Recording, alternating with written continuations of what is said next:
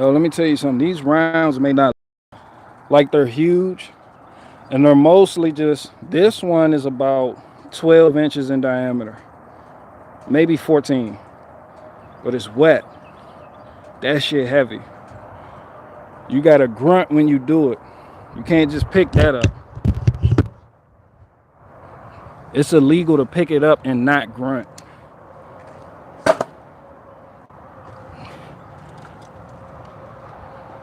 And this orange utility cart right here may look small, but it's I believe 26 cubic feet of space. So when I fill up this and my gator, that's half a quart. Filling up that orange utility cart and the gator, half a quart.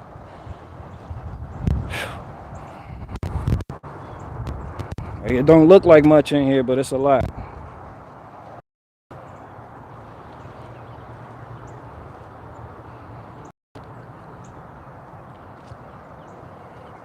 And typically when I'm not recording myself, I can work a lot faster. But I found it makes my life easier if I put all the smaller rounds into the gorilla cart. And I put the gorilla cart on that side, so I could just pick up the rounds from the gorilla cart and lay them straight on the log splitter. So that helps. I typically take the gorilla cart with me when I go do jobs. Like I'll have the gator and the log splitter on the trailer, and I'll put the gorilla cart, my maul, splitting axe, chainsaws, a sledgehammer, wedge. I'll have all that in the truck bed, along with gas cans and extra chains and anything I may need. Which a lot of people right now, they still want wood split. So I mean, this that's business. This right here is just leisurely.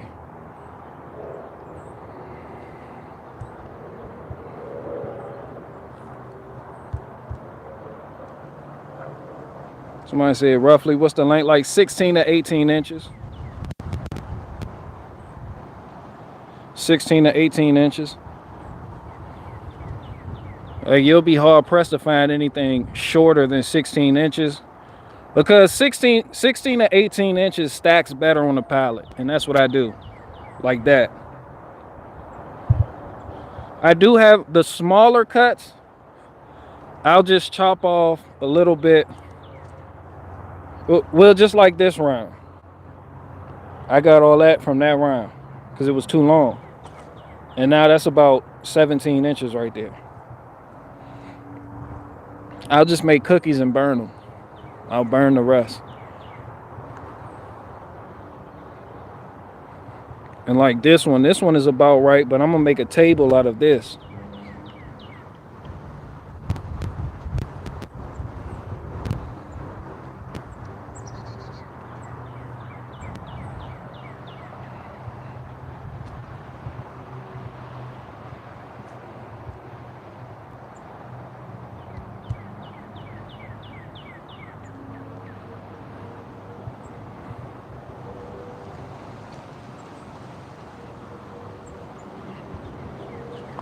Check out this piece of seasoned cherry wood. Yeah, I just said cherry.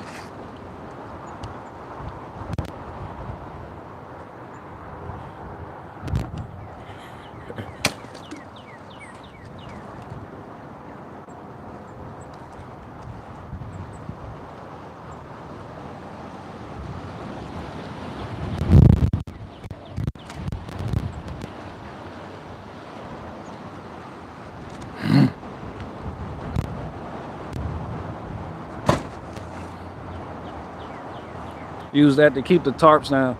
And on a windy day, you just use, use your tie downs, hook it to the points, keep it closed. You don't even need a weight on the top of the tarp, but it's not blowing away.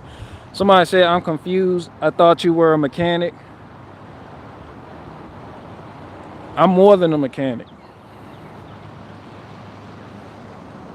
Don't put that title on me. I'm more than that. Why limit yourself? Why limit your potential?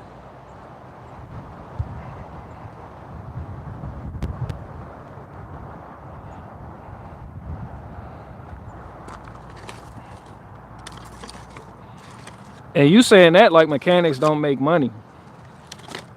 You must not know about them. You must not know about them. You said that. I don't like. You said that like mechanics don't make money.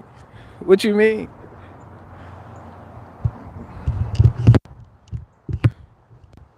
Why you say it like that? Why you say, hold on, I thought you were a mechanic. Why you got land? What? You know, mechanics make money. You didn't know that?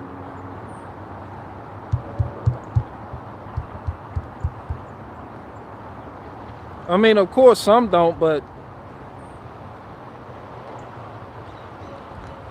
yeah, being a black mechanic while doing wood splitting and composting while black in America during a gas price crisis amidst the war between Russia and Ukraine. You would know this if you bought my book.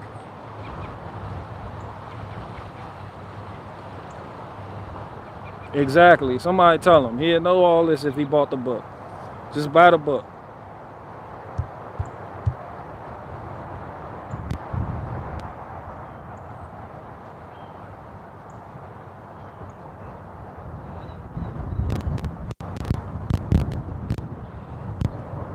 Man, what's up with you guys, though?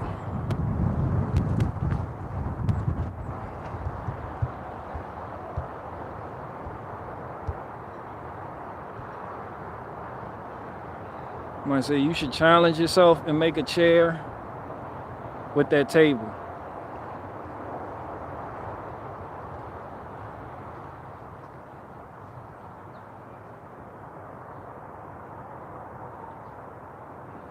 I can do it too.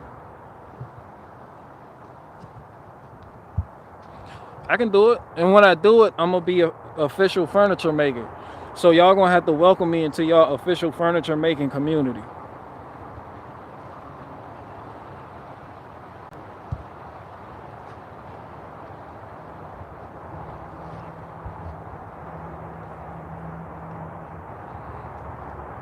Somebody said work ASMR. Laughing. What's so funny about that? What's so funny about the work ASMR? So let me get this straight. You could go click on a video with some chick weighing 350 pounds eating a tomato, and they call that ASMR. But as soon as I get to work, now it's a joke. This ain't no joke. I'm infiltrating the ASMR community. Yeah, now go check out my bird cam live event, ASMR bird watching. Yeah, right now. Ukraine has resources. Russia wants. You are the resource. Hence, Russia invades and takes the resources. It's like all of history has been kind of fought for these reasons. Okay. All right, let's accept that premise right there. It's going to happen again, even if you buy into it. It's going to happen again. Rinse, wash, repeat. The cycle continues. You said it's history, right? We're making history right now. That's based on history. And there's nothing new under the sun. So there's no point in me getting all uptight about it. Fuck them.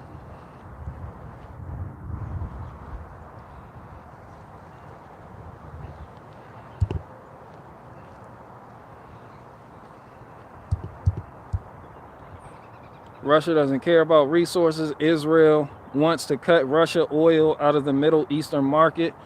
Well, it sounds like a lot of you people might want to start investing in bikes.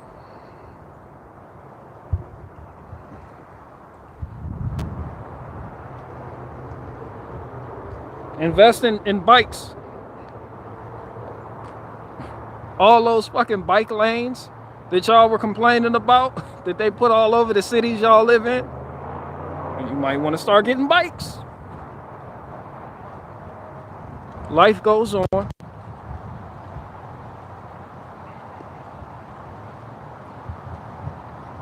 Somebody say you still play bass and write songs. I never wrote songs. Well, I did, like in prison, but I don't write songs no more.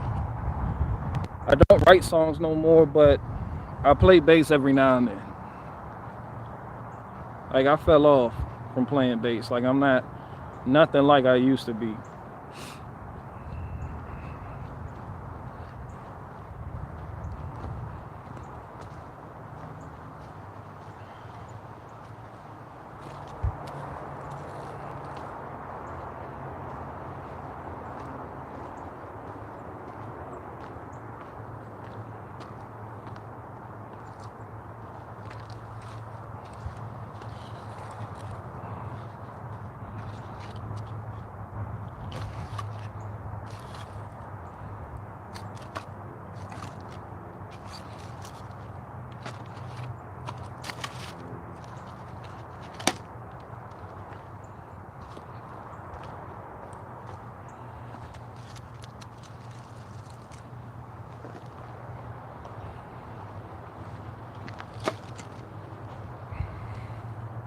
Wish it would get warm around here. It's pretty cold out right now. It's colder than it was yesterday, and it was raining yesterday. Like, it's pretty chilly out here. Somebody said no bikes. I'm gonna invest in some good boots. Yeah, it's pretty chilly out here.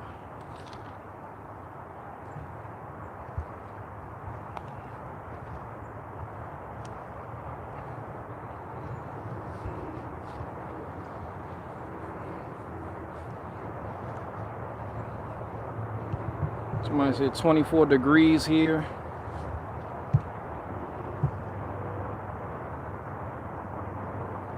John Doe said Yahshua or Jesus. John Doe, get out. I don't feel like having that discussion right now. Yahshua does make sense, though. It definitely means Yahweh's salvation, which fits the description. You know, it's depending on who you ask. Jesus in that same language means the pig, or it can be translated to the Greek Zeus worship, Iesus. Still don't feel like having that conversation. Get out. How have we not run out of wood yet? Bro, I'm doing a service to people. Like, I'm providing a service. Like, you have to. No, it's not cold. I'm not cold. Appreciate it. She in there listening. She was ready to hand me a coat and everything. I'm not cold. I'm out here working though. Like, I'm good.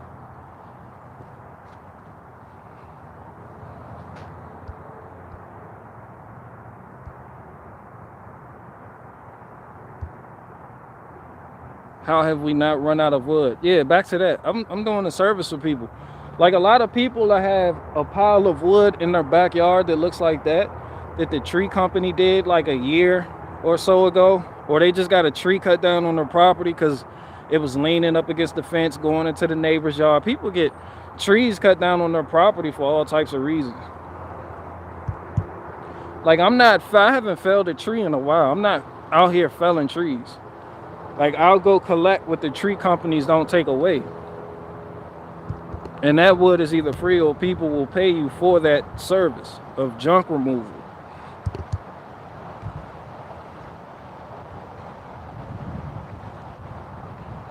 Yeah, exactly. Upstate Mama Bear got the right Yep, that's exactly how you do it, Upstate Mama Bear.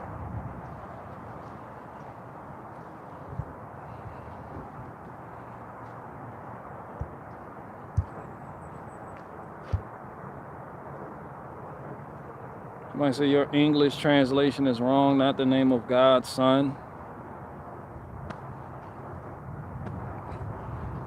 I give you that just for the sake of not arguing with you about it. And saved hundreds, exactly. Saved hundreds. Like homesteaders and people of the land and like people that want to like kind of live off grid. Like, that is a great investment. A log splitter, of course a trailer, and some way to remove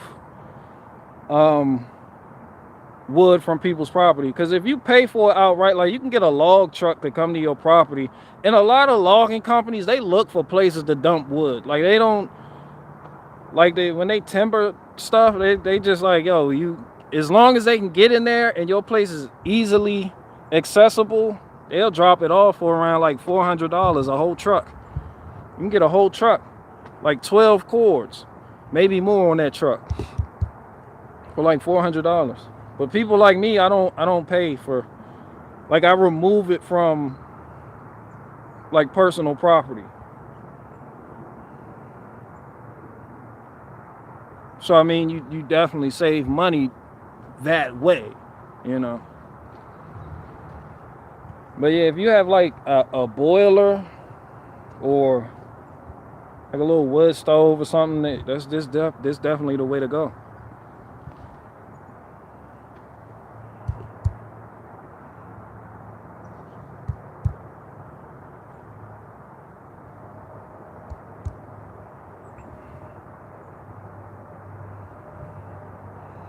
Gotta pay here. I paid for wood last year because I just moved here. I paid $300 a cord.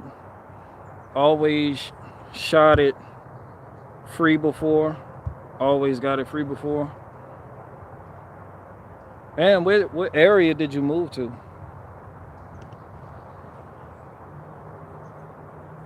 I mean, you can't always do these types of things though. Like, there are some people, you know, like me, that are great at doing this, so you don't have to.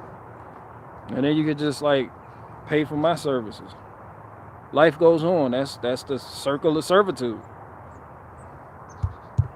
It may be something else that you can do, like growing watermelons, you know, on your property.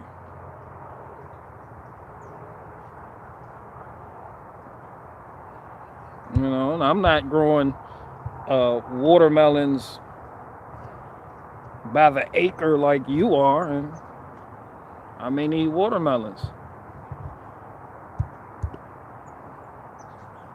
Good wife is good. LOL.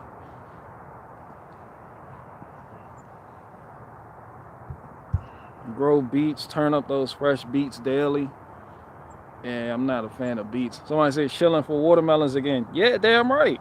Watermelon need to go ahead and pay me at this point.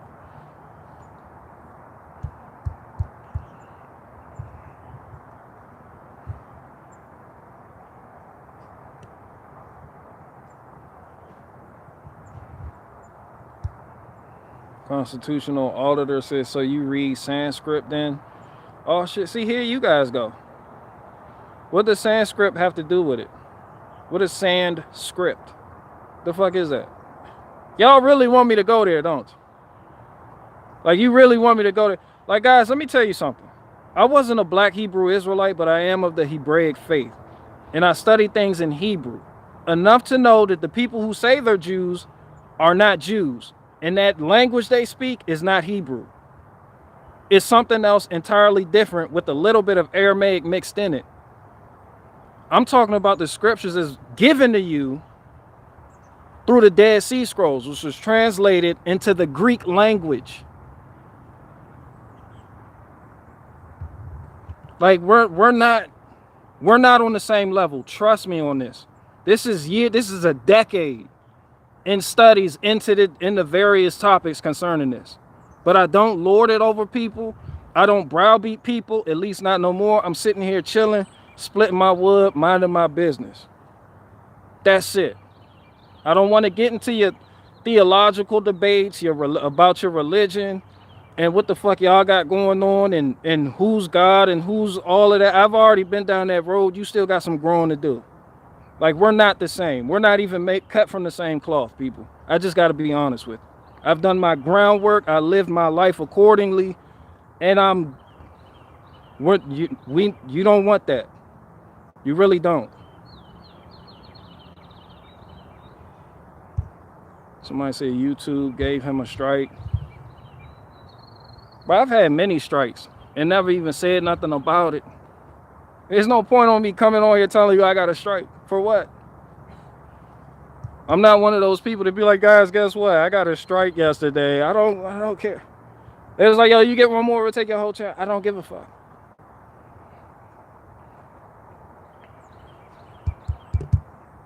You know, I do real life shit for a living. I don't I don't depend on YouTube. I don't depend on social media. That's just how things go. I'm sorry. If you do, strikes don't bother me. You can keep them coming. Here one day, gone the next, just like life. Life goes on. I was reading.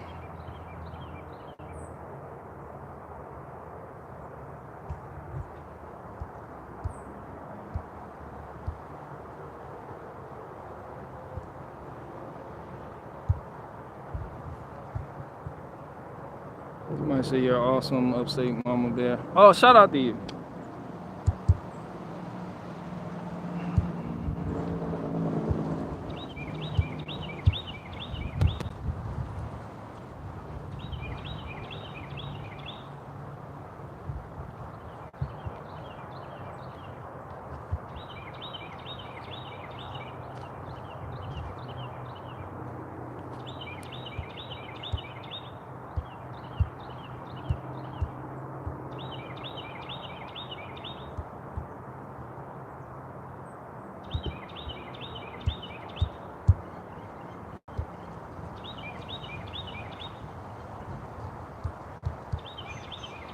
All right, peace. There you go the Blue Jays. Yo, it's still some. Well, the squirrel ate all the peanuts. Y'all late.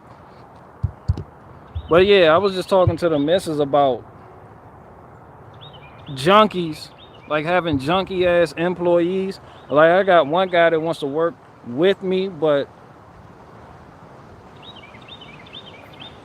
it's like when you try to help people, but you know they're chasing drugs and like even weed. It's like there's something about junkies. They tend to leave shit in your vehicle. And like that's the last thing I need. Like just having shit stashed in places. Like I'm not gonna pat you down when we go places. Like that's not me. But if I get messed up by default because you dirty as all get out, you know, that's like, yeah, I'd rather not go through that.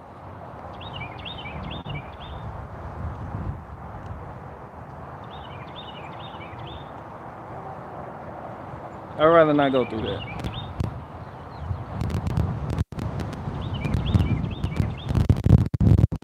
Somebody say, here we go, weed. Hold on, the wind blowing. Somebody said, here we go, weed isn't a junkie thing. Bro, you're on this channel. So you're going to get the weed is a junkie thing argument.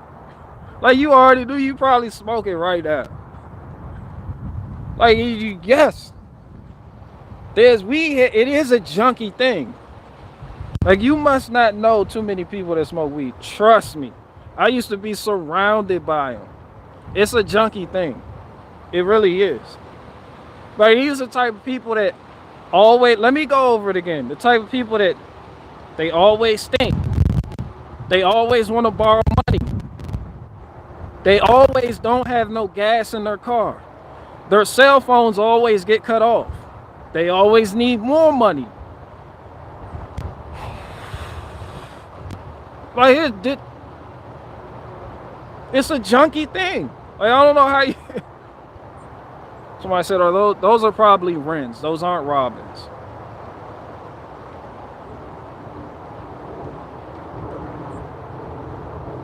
We cannot turn people schizo though. I mean, define schizo. Schizophrenic? Like split personality shit? Have you never seen people before and after they smoke weed? It's like two totally different people. Yes, it can. There's the before, frantic, I gotta get high. Where's the weed at? I can't eat unless I smoke. And then there's the after, laid back, just like, I don't know what the fuck going on right now, bro. Matter of fact, I'm gonna go take a nap. I got a headache. Yeah, I say that's two different, you know.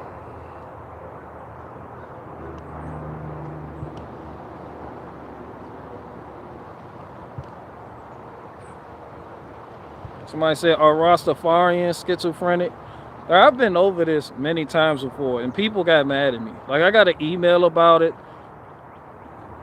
Real Rastafarians are Hebrews. It's not what pop culture shows you.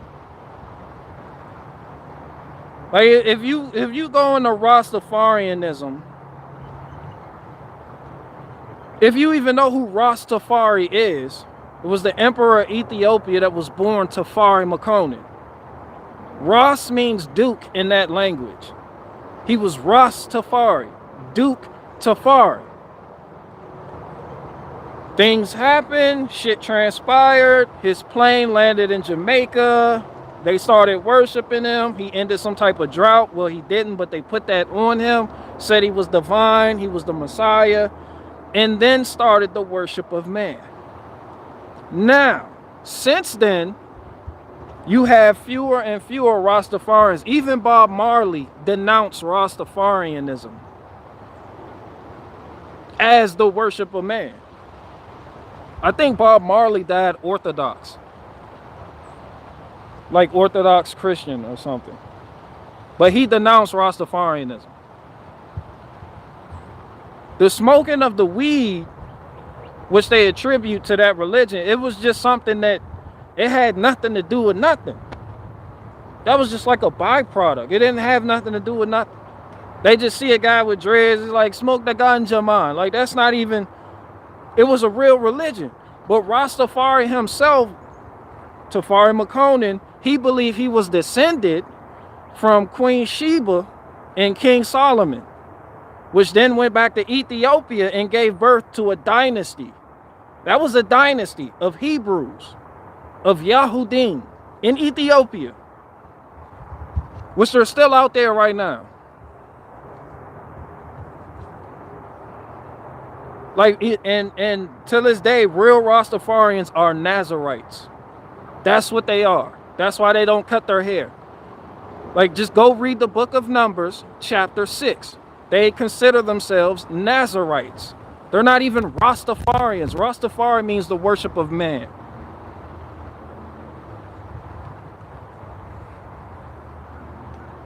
And people want to keep bringing me this pop culture shit or some shit they seen on MTV where you think you have a whole bunch of Rastafarians and they're like smoking weed as a part of their religion. No, the fuck it's not.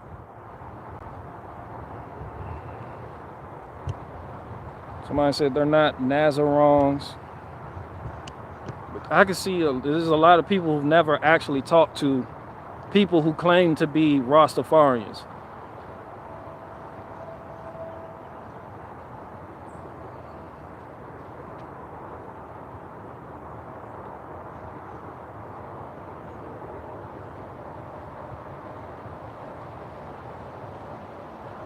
Somebody said enjoying a drink is not a problem, same as enjoying some weed.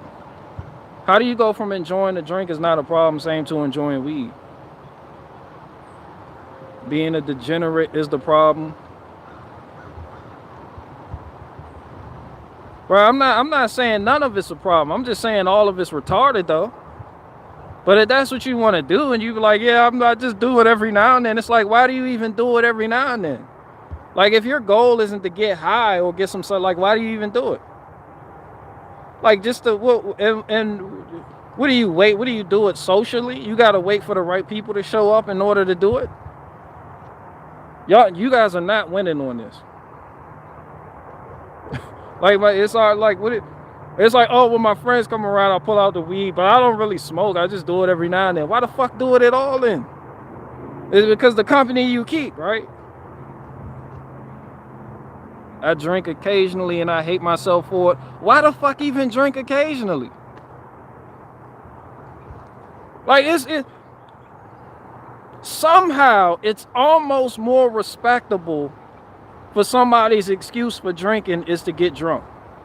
But the people who are like lukewarm, who are like, I just do a little, and I just do a little, I understand wine or something. Like, people do wine. Wine is a part of culture. It's like, people, they swish it around, they taste it. They say they can tell a lot about a person who grows it. It's like, yo, check out my wine. you know, whatever. But people who just get drunk socially and occasionally, it's like, why? Like, you go ahead, get some vodka. It's like, if you're going to do it, do it. If not, what are you doing? What do you want to remember how it tastes? What do you do it every 6 months? What are you counting? What do you got, a calendar? What do you got, a Palm Pilot? It's like, yo, it's time to take another drink. Like, what the fuck are you doing? Cut that shit out. If you don't have to do it all the time, then why are you doing it some of the time? Like, that shit is fucking retarded. And then David Cardone said, I only smoke to get totally blasted. Exactly. That other shit, where it's like, I did this to have a little smoke. There's nothing wrong with having a little smoke. And my bird even agrees with me. He said that shit is just gay at that point. Just every now and then, just to have a fucking smoke, just to do what? Just to say you smoke? And you're proud of that?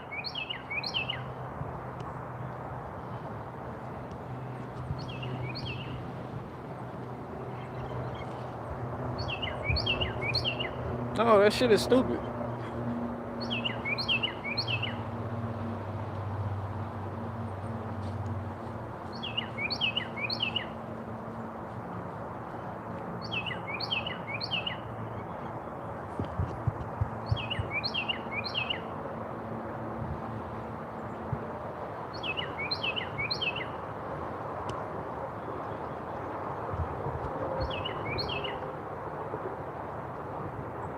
Somebody said, how about the I only smoke when I drink, folks?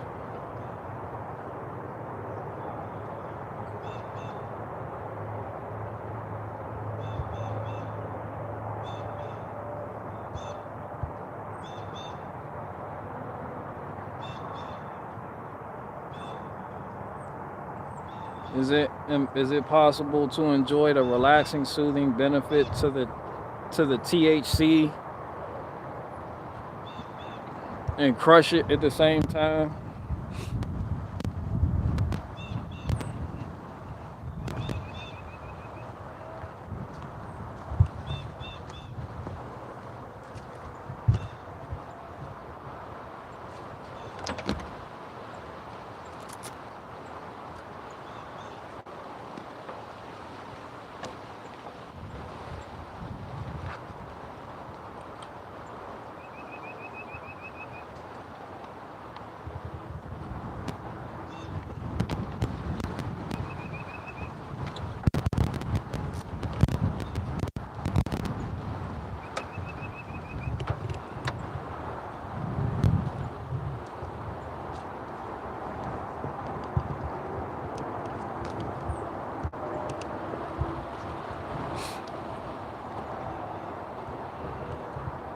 I said, my uncle walks on all fours when he high. He's weird as fuck.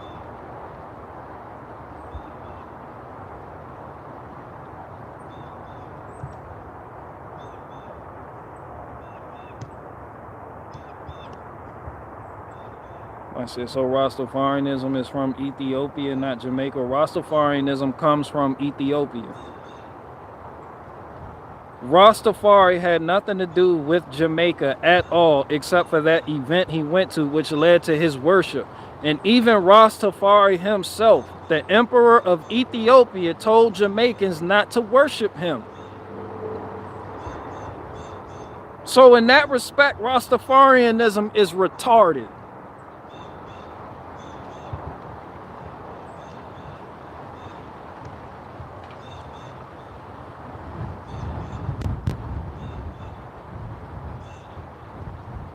BG is the leaded version of Sway off MTV. What?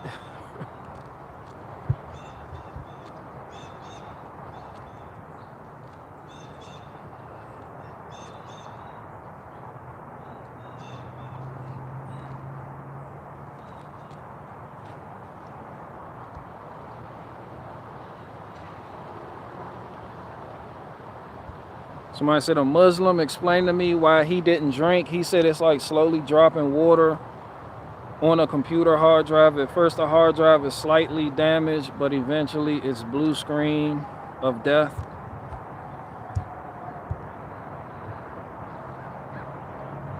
Somebody said Rastafarians are from Jamaica. No, Rastafari. Exigent news. Did you not hear me? Rastafari is the emperor of Ethiopia. That's who that was. Rastafari is a person.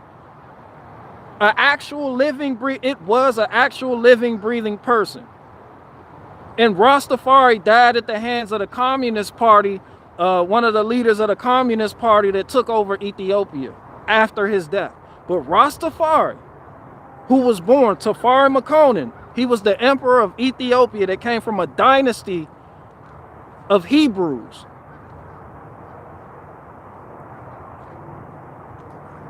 Therefore, Rastafarianism comes from Ethiopia. But it is the worship of man. And Jamaicans made it popular. Well, Jamaicans started the worship of Rastafari and called themselves Rastafarians. Basically meaning his followers. Rastafari told Jamaicans, like, yo, don't worship me. I am a man. Like, he said this. Like, he said that Rastafari, he told, yo, I am a man. Do not worship me.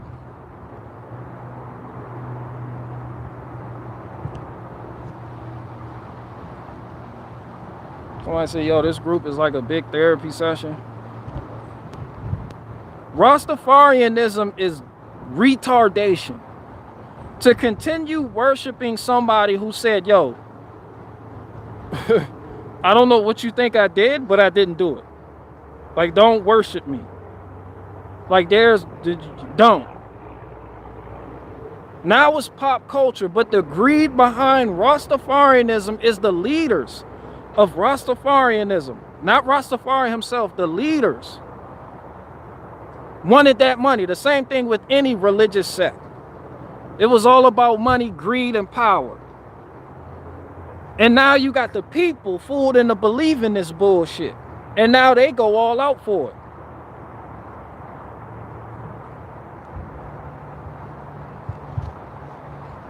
Like, they started churches in his name.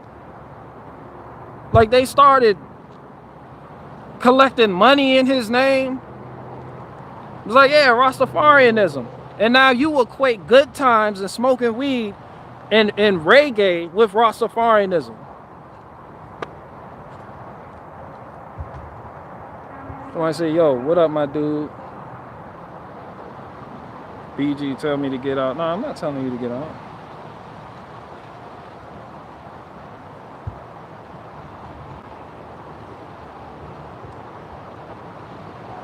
Somebody say, you mean? I'm telling you how it is.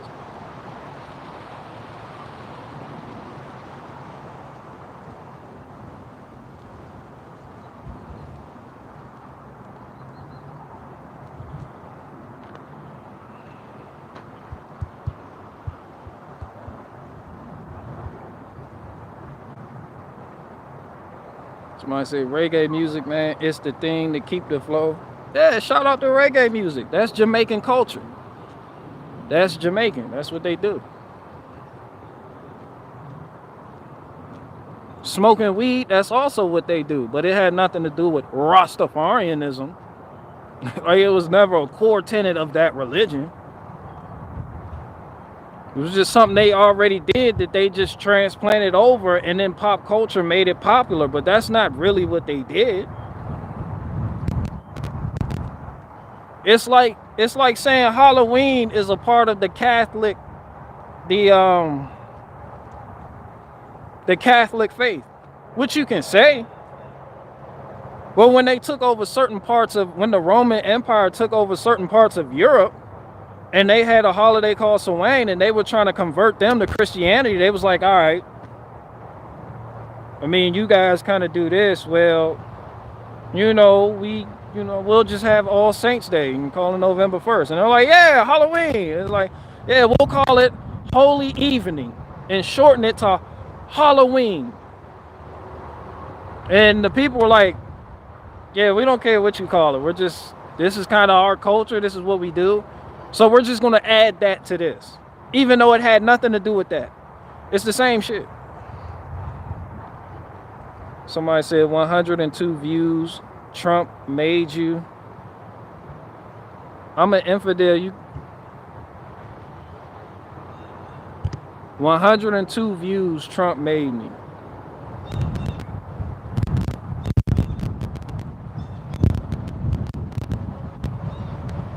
Yo, what did I say to piss you off? No, I really want to know. Where the fuck did you come from? Was it the smoking, or was it saying Rastafarianism is retardation? Which one? Like, what did it for you? Because you want some John McDonald shit. What did it for you? I just want to know. I just want to know.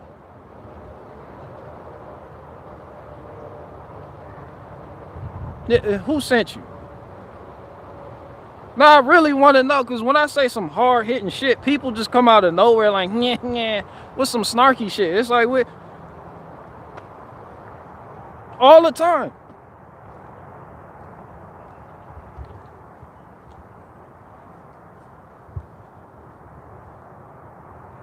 It's almost like I don't understand what the fuck you're talking about, but I guess you're saying that Trump made this channel.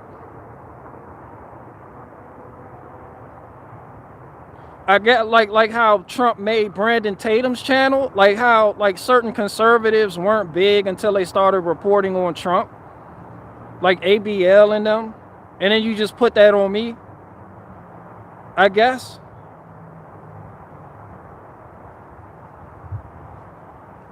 I don't know what the fuck you're talking about. I never got big off Trump name. And if anybody here remembers, the first skit that went viral was the BLM shit and the mask wearing skit.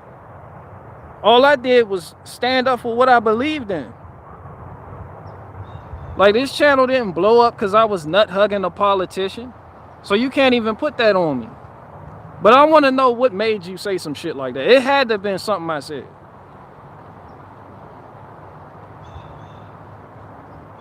Like, I don't know, I be pissing people off. Like, people, and they say stupid shit. Like, they can't really come for me. They can't really say anything that I do. Because I don't do shit. Somebody said I knew BG was real when he addressed the JQ. I don't even know what the JQ is, son. I'm gonna be honest, I don't know what the JQ is. Somebody said anomaly. I don't even know. Oh, that anomaly. You never know what you are going to talk about in this chat. Yeah, and sometimes, I guess, said the Jewish question. I guess sometimes people want me to really be their, like, father figure or something, or hold their hand through something, and then that's why they get mad when I say certain things, and then they feel like they have to lash out on me. It's like, son, you on the internet talking shit on my live chat. Like, who does that? Like, guys, as much shit as I talk about people, I'll never go to somebody's live chat and just start banging away on some bullshit. Matter of fact, you rarely see me in people's live chat. I don't come for anybody, and they, like, what they do is what they do. Whereas people I listen to that say a whole lot of shit I don't agree with. I never once make a whole article about them, or tweet about them, or type some shit in their comment section about them. Like, yo, that's kind of gay. Somebody said he's not over the top on the Jewish question, just honest, rare anymore. Everyone's scared. Because I don't give a fuck about the Jews. Fuck them. All that seasoned wood is going to make you big money. And that's why I'm starting early with the seasoned wood. Like, this what you see on the thumbnail, that's called being proactive. Because as a matter of fact, you heard me during times this past winter where I ran out of everything and I had to turn people away. And people were getting mad at me. Because I didn't have nothing else. They were like, oh, what the fuck are you? You're supposed to be on one side. You're supposed to sell me fire. And I was like, I'm all out. And then the stuff I would get, it wasn't seasoned. And people still wanted it. That's the crazy thing. People still wanted it. I would get it and split it. People were like, just give it to me. Like, everybody was freaking out because their power was getting cut off. The fucking trees were falling on power lines, and They need a heat source for their homes. It was like, and one guy, he can't got wood from me. He was like, yo, I've been burning pallets. I was like, I don't know where you burn it, in your chimney or. So this year, now that I know what I went through last year, this coming year, I'm gonna be prepared. Like, I'm gonna have stuff ready to go and already seasoned. Hey BG, I started watching you because of the garden last year. I pop in and out in between my own chores. I love how you're always thinking ahead. Yeah, you're gonna see these garden streams again this year. There's just more to life than what you guys want to sit on here and argue about.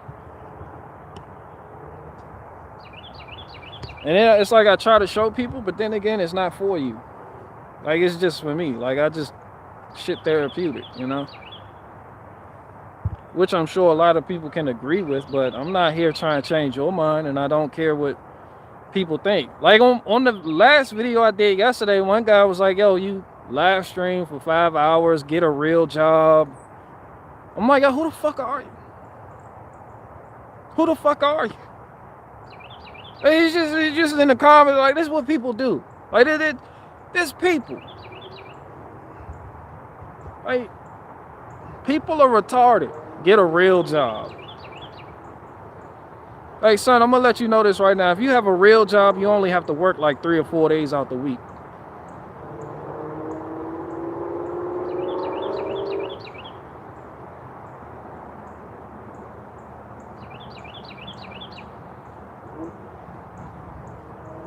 The rest is just downtime, me out here bullshitting. Believe it or not, what you just seen me do is how I unwind. I don't drink a glass of wine. I don't drink beer on Sunday. I do what you just see me do. That's how I take a break. This is how I unwind. That other shit y'all talking about, y'all can take that shit to the real YouTubers. You can't. Like, you saying that about me just lets me know that I said something that made you mad. Because your argument has no basis in reality or what I'm actually doing. Now you just want to come here and tell me to get a real job because I definitely said something to piss you off. And it's like, at that point, there's no need in arguing with people. Like, some people are bang away at the keyboard. Like, it's no need to argue. You're already dealing with somebody who's not dealing with reality. Like, if I follow that lead and pursue that, you give up ground and follow people in the Alice in Wonderland. It's like, nah, I'm right here. Like, I'm about as grounded as that tree. This is why I said, even people who argue with transsexuals are fucking retarded. I'm like, yo, you're chasing delusions. Like, I'm not validating your claims by actually arguing them shit. Like, I'm not, like, people were sending me the Matt Walsh video of him debating a fucking tranny. It was like, yo, men can't be wrong. I'm like, you just followed that nigga in the Alice in Wonderland. Like, that doesn't make you a hero. You don't get points for that. I wouldn't get points for that. This shit is just stupid. Like, you don't engage people in their delusions. You put them in the basement. You shelf them.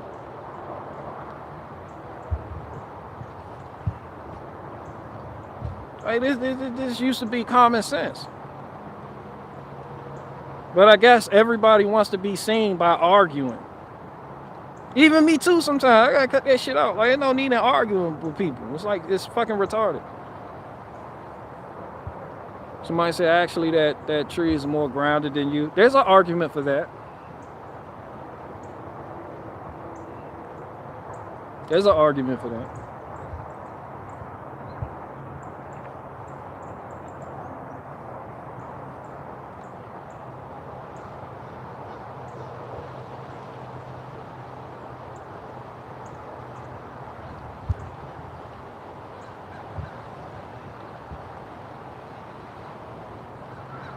Nobody mentioned Rastafarian.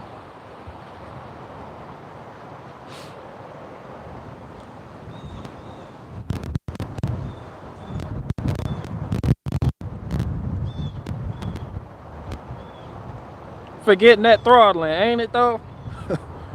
Like, there's an argument for that.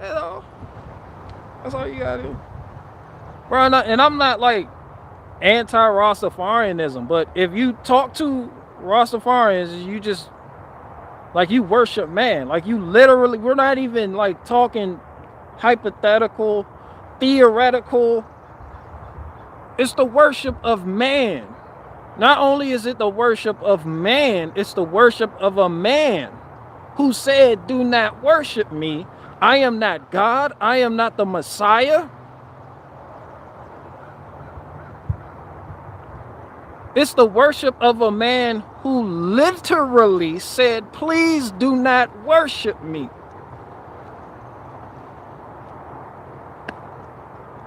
And then they're like, yeah, we're definitely going to worship you. He's only saying that because he's divine. Now go on and collect these donations. It's just more people leading more people away. And then you got the Caucasian suburban kids in America growing dreadlocks, thinking they're listening to Bob Marley records, calling themselves Rastafarians, and don't even know what the fuck they're talking about. You associate that with some hippy dippy shit. Love is love, peace, love and peace. You go get you a bong and you run around telling people you're a Rastafarian. It's fucking retarded. And people are somehow scared to say it's retarded.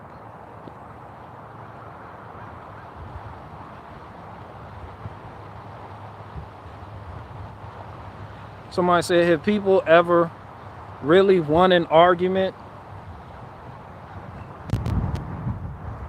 I mean, I guess arguments are more about who you influence on the opposing argument side. Like the people that listen to that person who may not know your views and opinions, you can express them through an argument, and that gives a chance for those people to jump ship and come over to your side. It basically has a lot to do with ego at that point. Not even about actually disseminating and breaking down truth and actually getting to the meat of the situation. It's more about who's right and who's wrong. So you don't actually win. And then those people you do convert to your side or theory, they tend to idolize you. And then when you say something wrong, then they turn into John McDonald's and then they just jump ship. It's just a bunch of people jumping ship like hoes on a corner. Like hookers on a corner. That's it. It's just because people, I remember my first live stream I ever did. My question was, why do you guys like to follow? I said, don't follow me. Don't do that to me. People need to be led. They need to be led, and people have a need, a yearning to look towards a leader. I have learned this. This is what I'm learning. It doesn't matter. It doesn't have to sound right. It doesn't have to be logical. It's just that burning desire within them that I believe is reserved for divinity. It goes towards man just because of the times and the hour that we are in currently right now today. This leads a lot of people into man worship. This leads a lot of people into what they call thought leader cults, or cult of personalities is how Impact Flix calls it. And then once that person you have engaged in the cult of personality with says something that you disagree with, now you look for a new cult to join.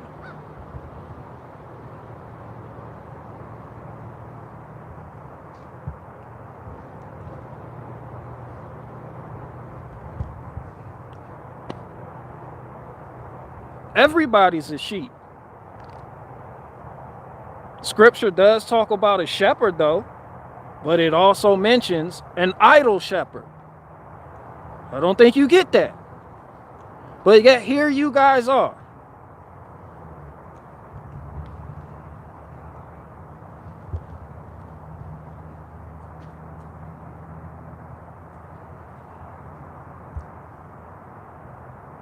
Somebody said, how Impact Flix favorite song is Cult of Personality.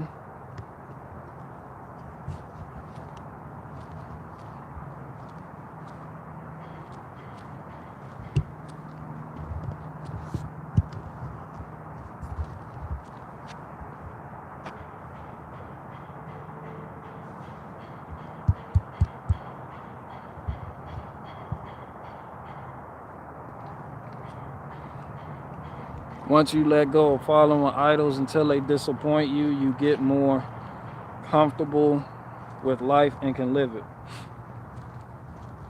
Yeah, and you no longer have to show up on my live stream talking about how I'm a hypocrite because I use a phone, or Trump made my channel. That's just somebody crying out for a new cult to join. That's all I see. Like, I feel bad for you. Like, it's just certain people, they have legit criticism, like Woodworking Gummy Bear. When I had the splitting axe, the mall, there's some shit that's constructive criticism. It's like, yo, I know we joke about you not doing it right, but you're kind of not doing it right. That's, you know. But then, you know, there's the Trump made your fucking channel. You got those people. You know, it's a difference. It's not what you do, it's how you do it. And that lets me know that you're a sheep and you're looking for somebody to follow. And you thought you could follow me, but I said something, I said Rastafarianism is retarded, and now you're mad. And now you have to hurl insults at me.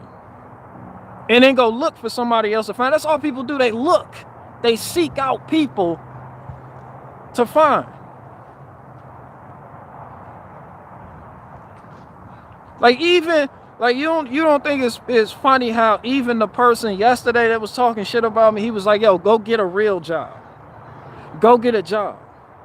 He said, you live streaming for 5 hours. How about you go get a fucking job? There's something deeper to that. I didn't take that as an attack. I took that as, this nigga's really a sheep. And I'm going to tell you why. He told me to go get a job. Why do we say that to each other? How come no one tells people, go start a business?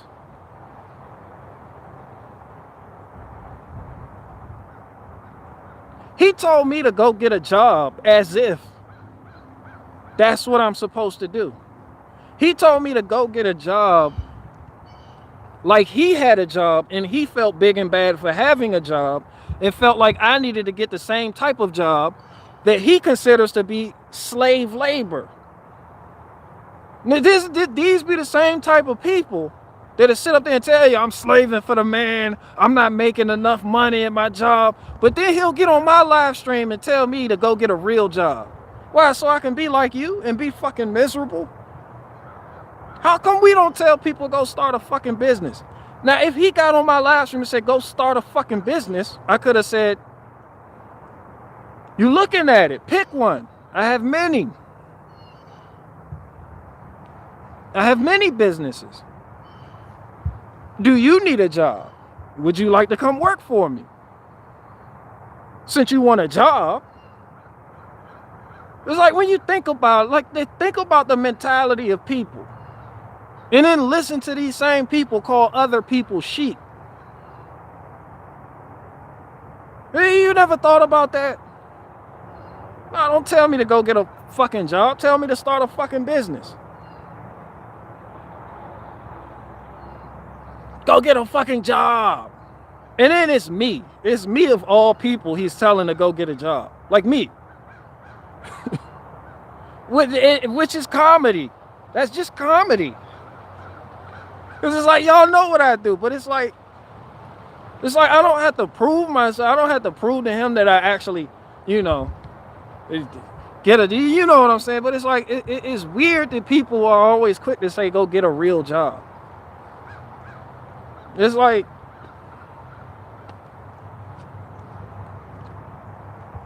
and most people that say that, I've seen that comment on other people's YouTubes too. And people are in the comments and are like, go get a fucking job. And it's like, that shit be coming off is understandable. Because it's like, they're talking about the online aspect.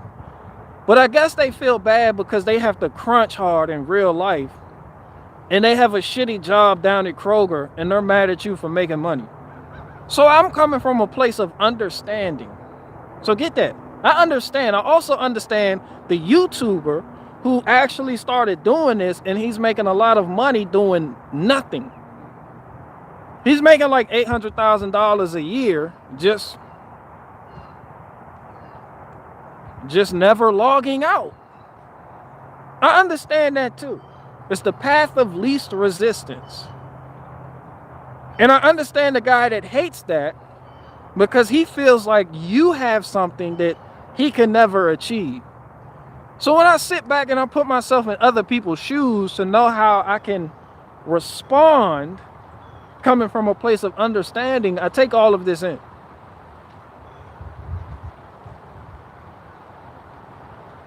But there's just something inherently wrong with telling somebody to get a job.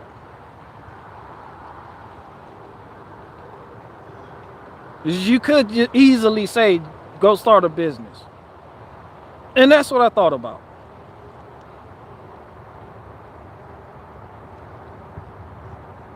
Somebody said, I love my job at Kroger. You do. A lot of people love bagging groceries, helping people out. They love customer service, answering phones, stocking shelves. I'm just saying, like, some of y'all worry me.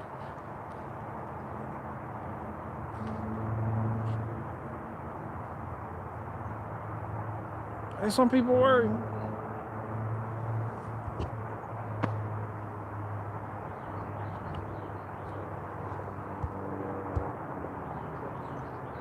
TikTok is worse. They make $17.5 million a year. It's not even worse. That's just life. Like, some people don't understand it. I get it now. I get it. Don't envy that. That's not the $17.5 million is nothing. Most of that goes away to taxes. But what you're left with is a societal standard for you to not engage in anything that's actually reality based. Therefore, you are controlled. So people out here making a living, don't envy that. You don't want that. You don't want that. Yo, they can take that away instantly. Do you not know that they can? Guys, TikTokers, they can take all of that shit away instantly. The YouTubers making millions of dollars, Tim Pool and them, Tatum and them, they can take that shit down. You wake up, where it go? Gone. Don't envy that. Yo, they can never take away my skill sets.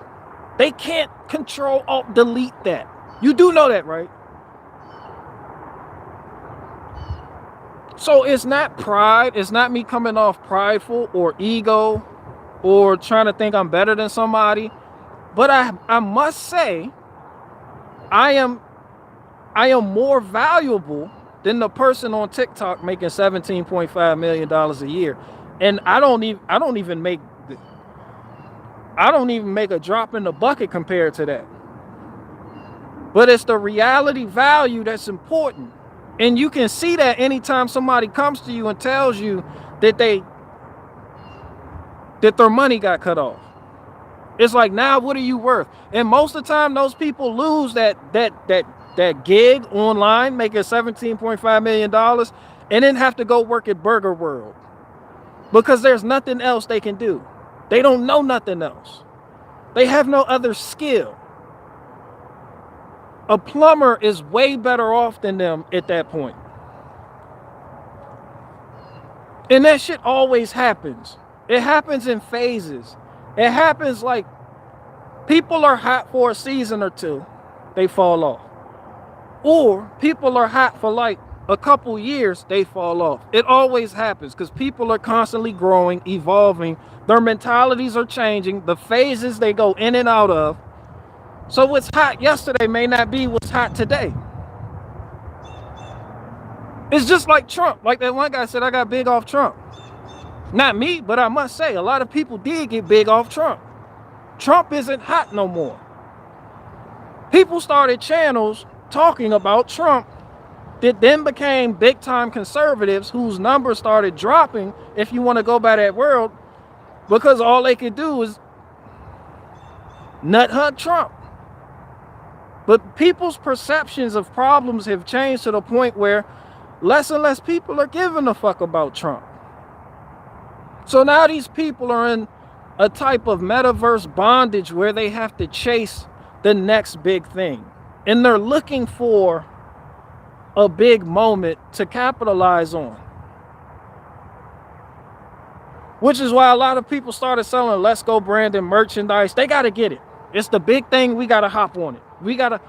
You don't want to live like that. Don't envy that. Don't envy that. Like, don't do that. I give a fuck if they make it $2 million a year. Because that shit doesn't mean nothing.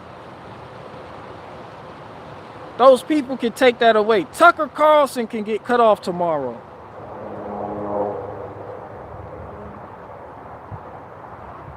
Like, Tucker Carlson isn't worth shit at all. Those people are being paid in funny money. They are. It's what you do. Like, you have no fucking value at all. Don't envy that. Like, it doesn't.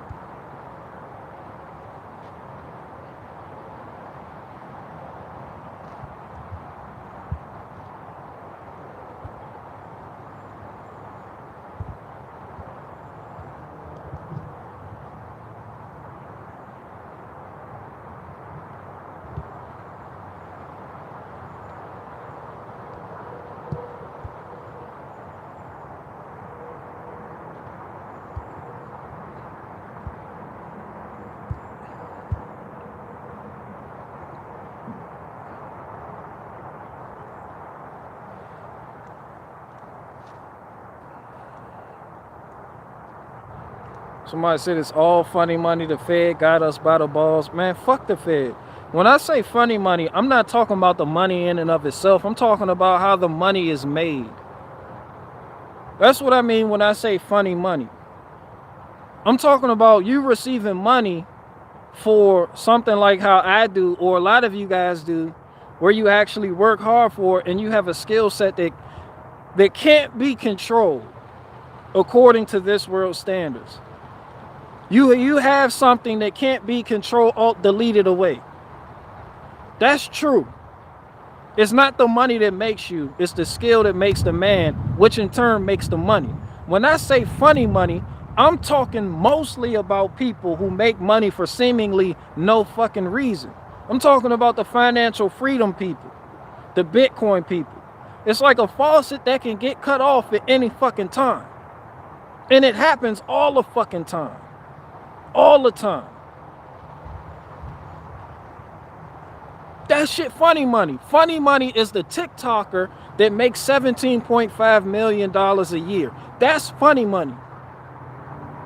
For doing some dances. That's funny money. You get the picture?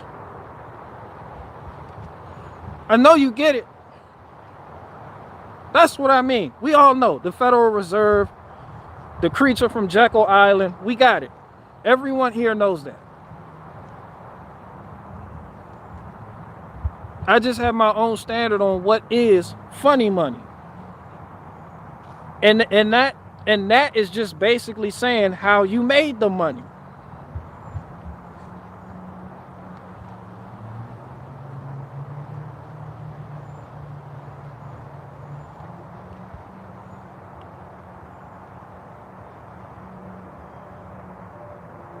Somebody say if you see a YouTube short about how to get rich, that person is trying to get you.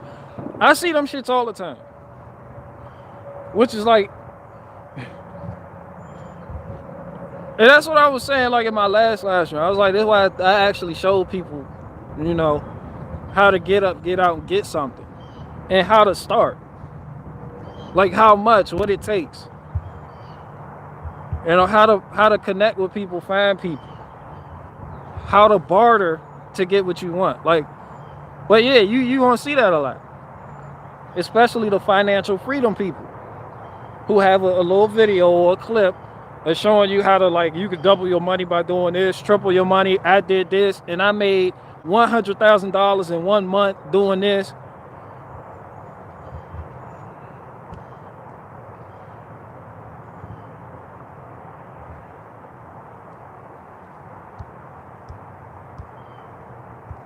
Somebody said, you Cold Spring Queen, you missed Dave's drama this morning. Oh goodness. Faith Fair said, oh boy. Oh goodness. Okay, so that has nothing to do with me. I'm gonna let y'all have that side table discussion.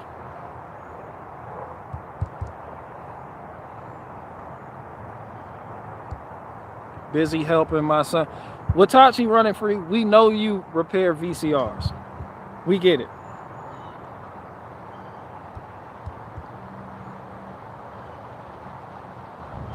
Busy helping my son do some painting and drywall work. Is your son's name Kyle by any chance?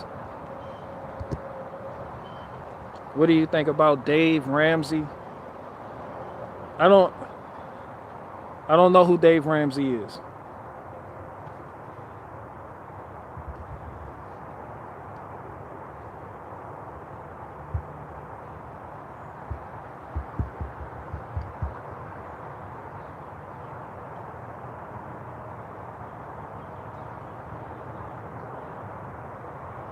VHS, beta cassette CDs, dead formats. Okay, but let's not get Watachi started.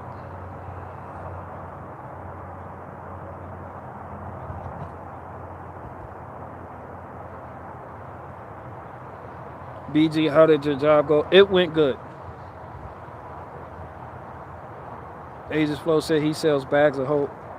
I have no idea who you're talking about. Dave Ramsey just teaches get out of debt as fast as you can. I don't know who that is. I mean, I'm really not looking for people to teach me how to get out of debt as fast as I can. Like, that's...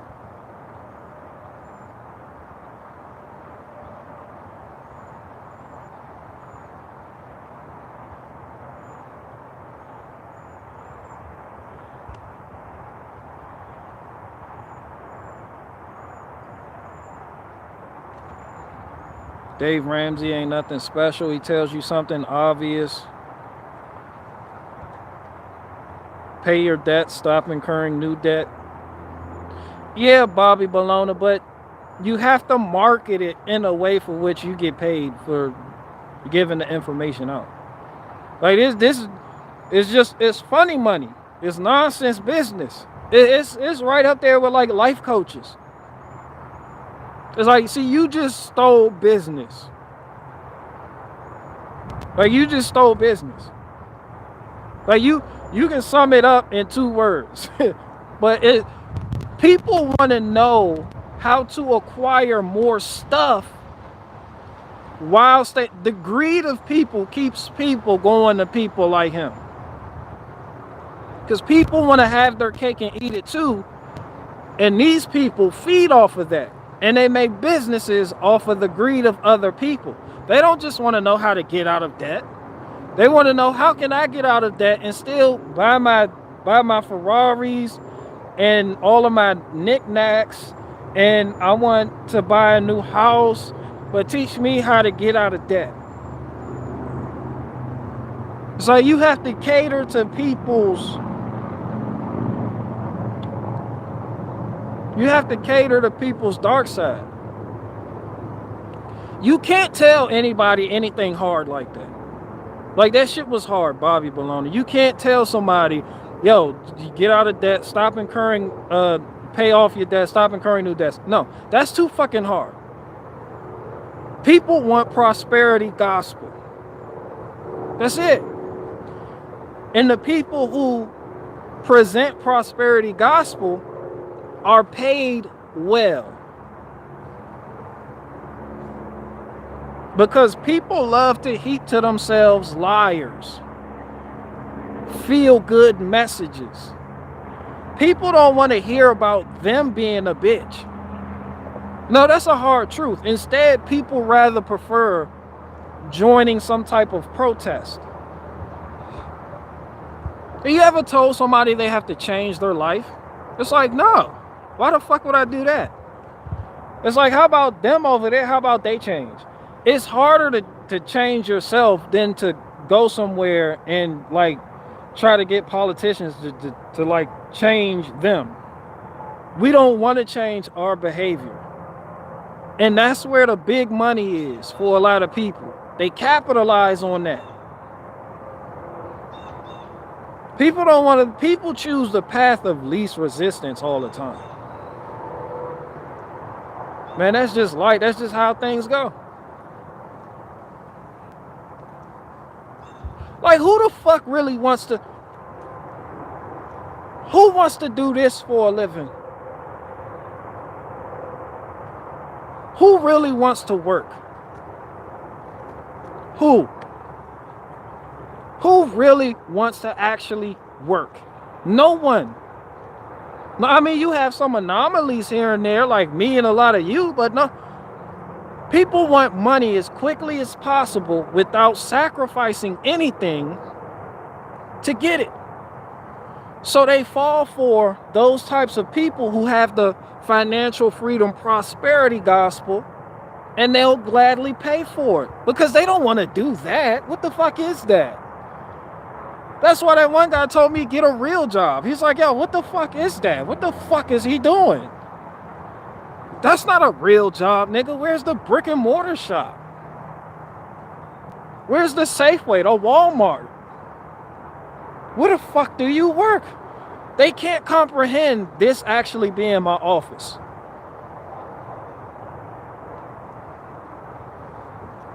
And it's that mentality that causes people to go to people like the person you just explained.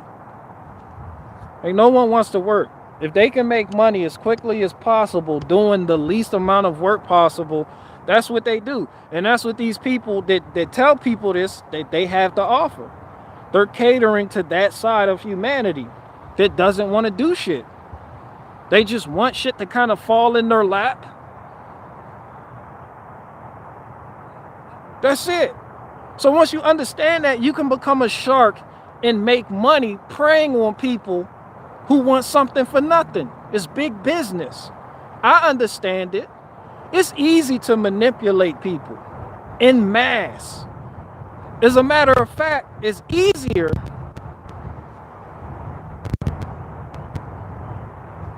to manipulate people in an auditorium than individually. Because the emotional sway of people is easier to get people on board when more and more people are packed together. Because all it takes is one person to be like, yeah, I'm gonna go ahead and try this. And then the next person, I'm gonna try this. And before you know it, the whole room is like, yeah, we're doing this. You know, they start a Ponzi scheme, a pyramid scheme, and they go out and fulfill it. They do it. They recruit other people. It's fucking easy. People are easy to manipulate. Like, it's not even a fucking mystery.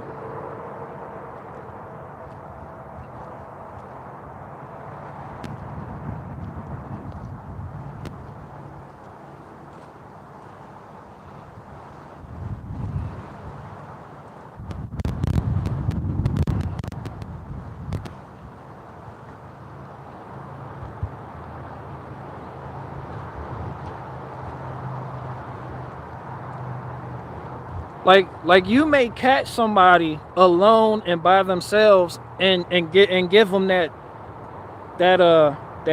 bullshit, and they'll be like, nah. Or they might be like, I have to think about it. I don't know about that.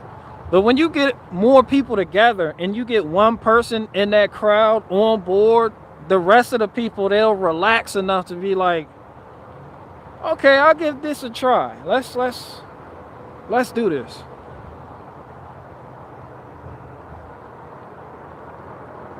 And it's the same thing with YouTube likes and views.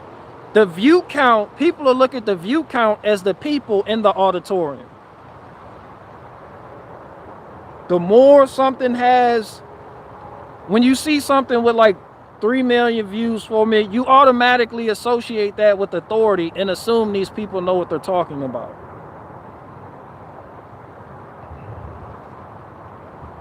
Bro, that's life.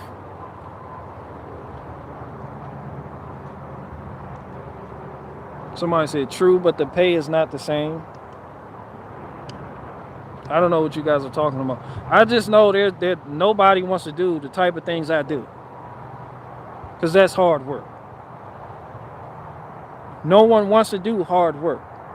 People want the easy way out. And it's because they want the easy way out, they are easily manipulated.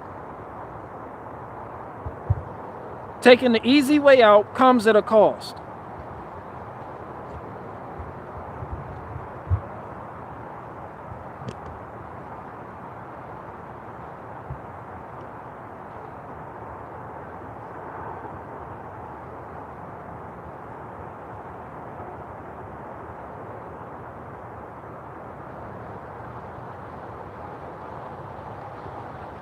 Somebody said, I'll be envious of Ramsey because people call in like, I bought a car I can't afford, and he says then get rid of it, and they get blown away.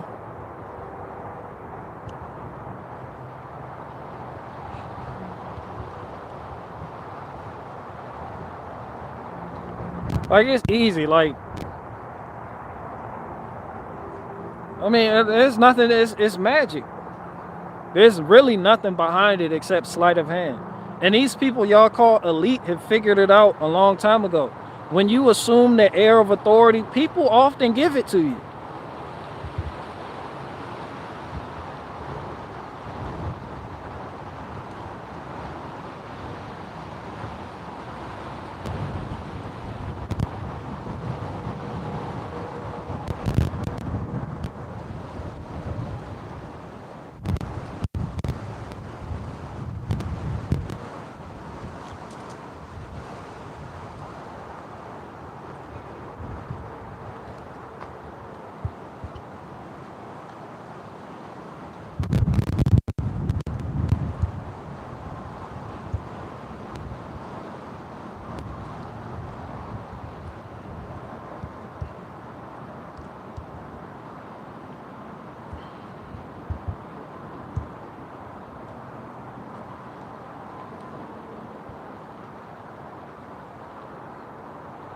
Somebody said general labor will become one of the highest paid fields here in the next 5 years. And it may not.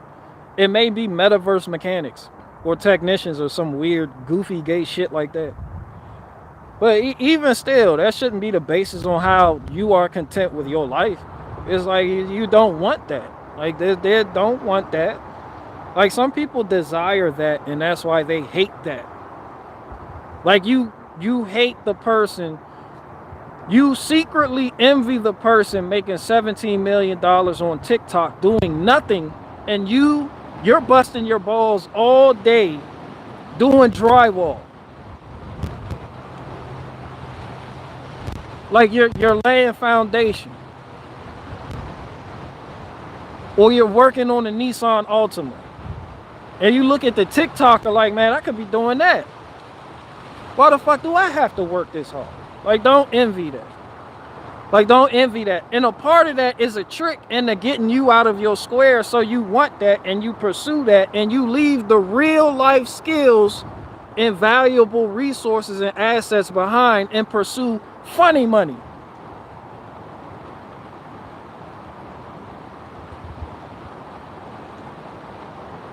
And then when they pull a rug out from under you,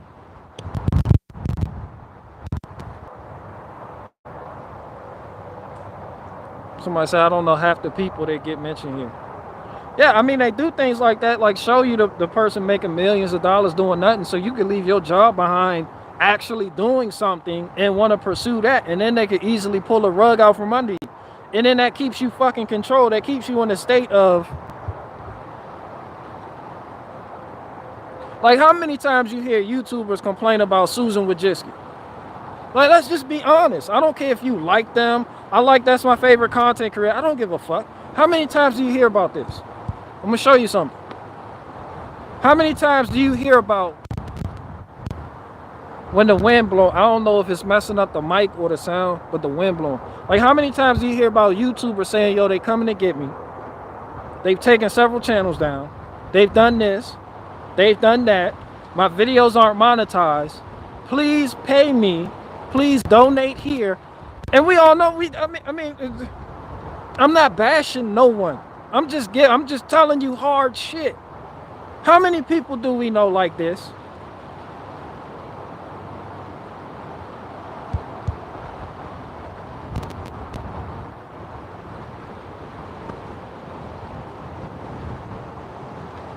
And they'll make the type of money that mechanics and technicians and welders and HVAC people wish they could make. But look at them. Look at them every day sweating bullets. Who the fuck wants to live like that? And then if that shit comes to nothing, guess what they will be worth? Nothing. Like, when they take it from you, they take it from you. Like, people with the skill set, they can lose a job. They can get another one because that skill will be in demand somewhere else. But these people, it's like, what are you going to do? This is just being honest. So that's why I'm telling you, don't desire that. You don't want to take a $17 million dance job. Like, don't fucking do. Steven Crowder isn't worth shit.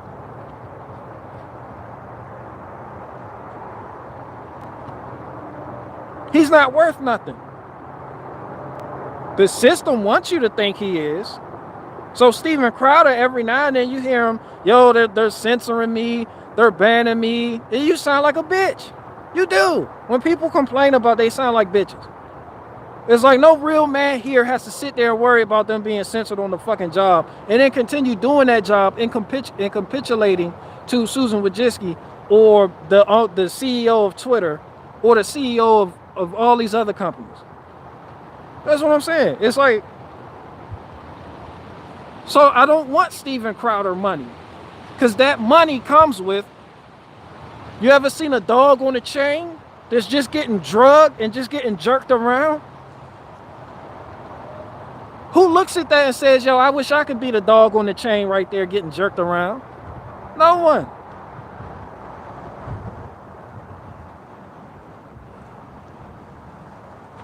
It's like half of these people that do this, they could get a CDL as a backup. They don't even do that shit.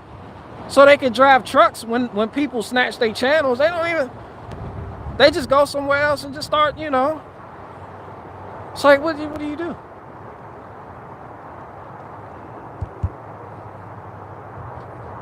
Somebody said that's all Trumpstein does, always complains. There's a lot of money in complaining. People love victims. When you complain, you appeal to the need for the victim narrative inside of people. People love it. You need it. As a matter of fact, people will love you more if you are a victim. Why do you think they had to give Trump the whole Trump versus media thing? So you can sit there and say, oh, the media hates him. No. So he must be good, or he's telling the truth, or he's the best person for the job because the media hates him. You need a good guy and you need a bad guy. That's what all Hollywood movies are made out of, and that's what you have been programmed to receive. It works. It gets people involved. Imagine having somebody with no bad guy. Imagine just a Trump with no type of opposition. Just no liberals, no nothing. Just, it won't work. It will not work.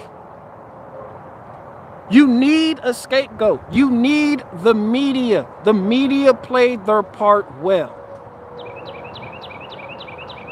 And I knew the media was playing their part well because they never really said things about Trump that would actually get his base to hate him or turn on him. They always kept it topical. and surface level. They never came at him for his stance on the Second Amendment, which the media knows would turn a lot of his supporters away. They didn't do that. They kept it on some bullshit like taxes or Russia collusion. They keep it at shit that you can't really prove. This bullshit, they know it's bullshit. If they wanted, the media could have really dug in Trump's ass, for real. The media could easily tell you that, did you know Trump took a loan from the house of Rothschilds? Did you guys know that? That's Trump's base now. They could easily tell you this because they know that that's what Trump's base is on the lookout for. Did you know that Trump is kind of controlled by the house of Rothschilds? He took a loan from them and then put that same person in a position of power when he became the president. They could easily say that. But instead, they started going on some bullshit. Hey, Trump's not paying his taxes. Who gives a fuck? No one on the right cares about. People on the right champion that. That's actually admirable. It's just a bunch of nothing, but that gets people involved. They didn't want to take down Trump. If they really wanted to, they could have. They could have exposed Trump for actually being the leftist that he actually is, but they didn't do it. They just kept it at a bullshit level just to keep their side entertained, just to keep the liberals entertained and upset, and to keep you going, hey, they're lying. Russia collusion. For what? For what? That shit made no sense. Like, tell us why we really should hate Trump. But they needed the media to be the bad guy in your eyes. That wasn't for their base, it was for you. That got you more into the Trump personality. That just cemented the fact that, hey, Trump is our guy. When we see the media attacking him like this, yeah, this is our guy. And so when somebody comes along and says, yo, did you know Trump, he on that bullshit, their response is, but the media hates him though. The media hates him. That's all. This all is so basic and easy to see through. But again, somebody who understands humans, they can capitalize on that information and write a book and sell you a 7-course class on how to see through deception instead of just telling it to you, which is more deception. But people love it. People love it. People love being fucked over. They really do. This is why they keep pulling levers.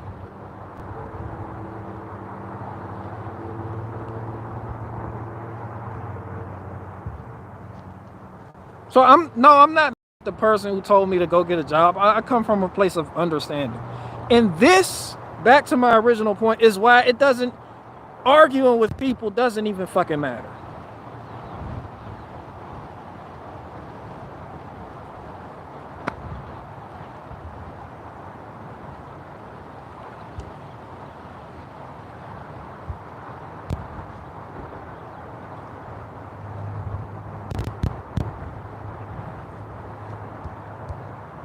Somebody said, when you immediately love the guy you're told to hate, you're still brainwashed and controlled. Bruh, they know this is how they can do it. People love victims. People on the right really love victims. Which is why when Trump got banned and deleted off of all platforms, it just further cemented the fact that Trump can do no wrong. It's a game, and they know how to play it. They know what you respond to, because all of your responses have been programmed. They could take somebody that you question. They could take somebody that you feel like is controlled opposition and delete them. And people are going to get together and say, yo, he must be telling the truth. They know that. They know that. They know this. It's no secret. It's no secret that you could herd animals into a particular pen by trying to get them into the opposite pen. They don't know this is where you want them. They think they're rebelling. But you got them right where you want them.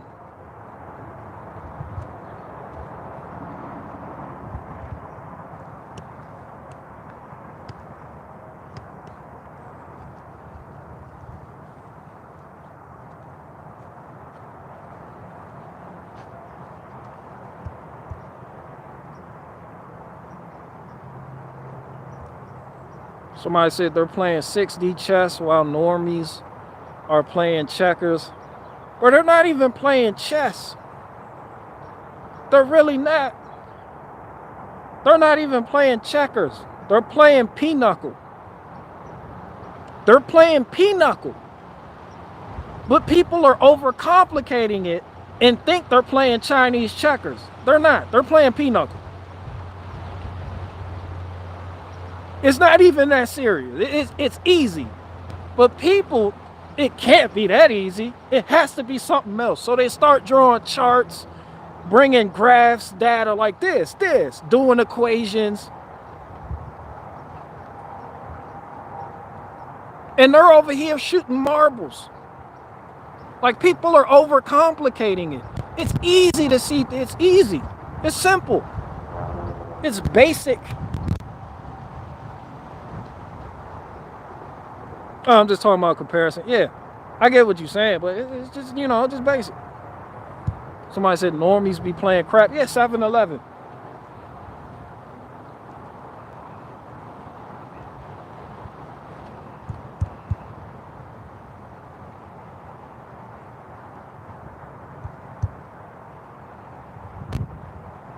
Everything has to be a 007 supervillain story. Like, it has to. That's how they get you involved. They need a bad guy. Every narrative needs a bad guy. Every narrative needs a bad guy. Why do you think they came out? This is the same thing I said about anti-vaxxers. You were being used. Corona needed anti-vaxxers. It needed people online just going hard at this shit, so that the media could then show their base, look at this shit. How dare them? You may not want to hear it, but this is true. You're playing your part as well. And then the Overton window thing happens, where you go from being anti-vax to just anti-coronavax to just anti-vaccine mandate.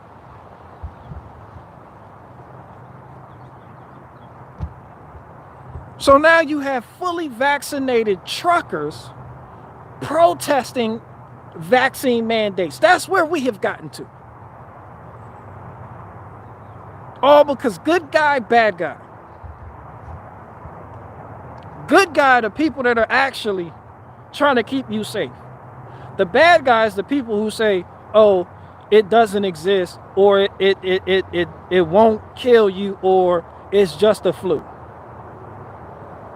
So the people you guys call normies, it just solidifies in their mind that the information they're receiving is actually true. Because you guys, that's it. It's the same. And then it just happened in reverse for Trump. It's the same shit. The same. You needed the bad guy for the coronavirus to act, the whole narrative to actually take effect. You needed it.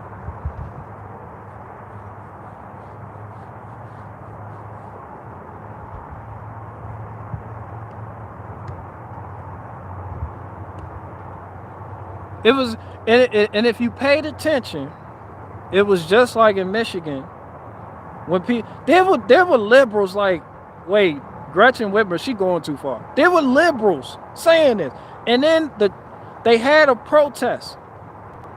They had the protest, and at that protest, there was a bunch of Trump 2020 flags, MAGA merchandise, MAGA hats. People even brought Confederate flags, and the liberals felt like they couldn't participate in that. So all it did was make them sink further down into their original thought of, yeah, this is good.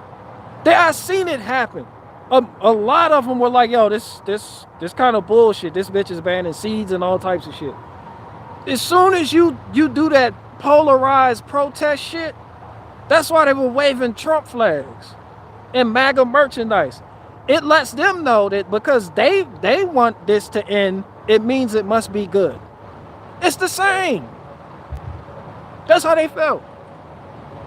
That's why they think like that. If you do it, then they're going to do the opposite.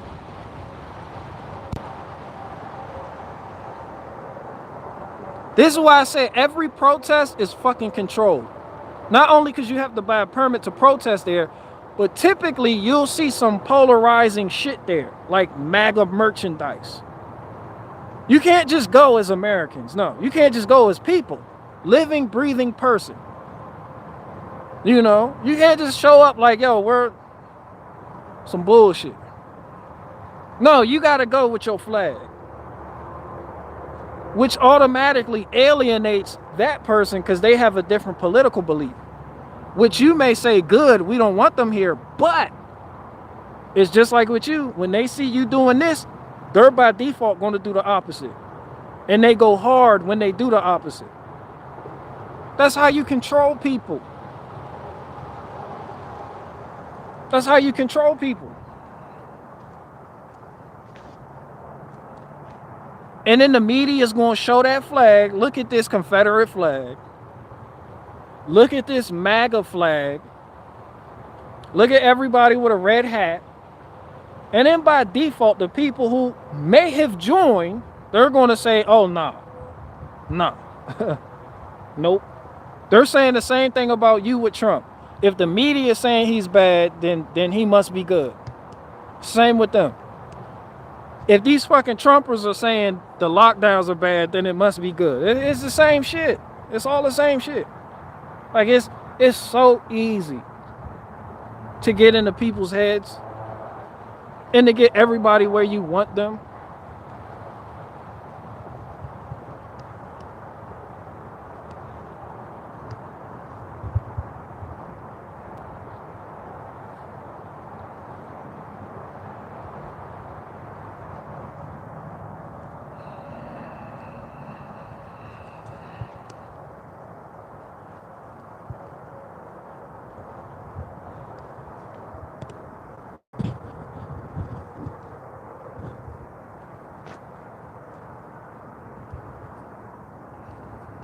Somebody say, and now both sides just want the power to spite the other side.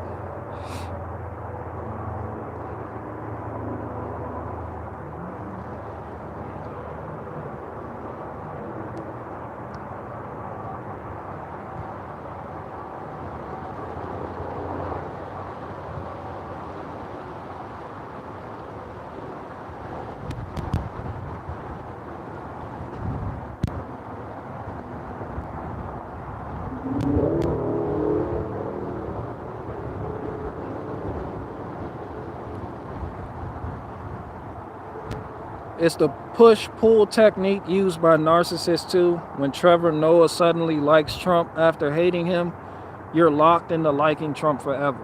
I haven't even been following that. But that's exactly what it is. They're switch hitters. They're swingers. They're swingers. They're like a married couple that swings. That's it. That's it. And people are like, we're owning the liberals. It's like, it's going nowhere. It's going nowhere fast.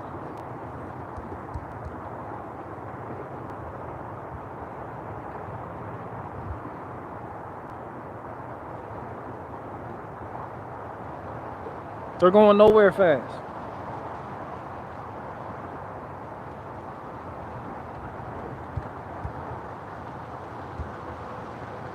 No, I have not read The Common Sense by Thomas Paine.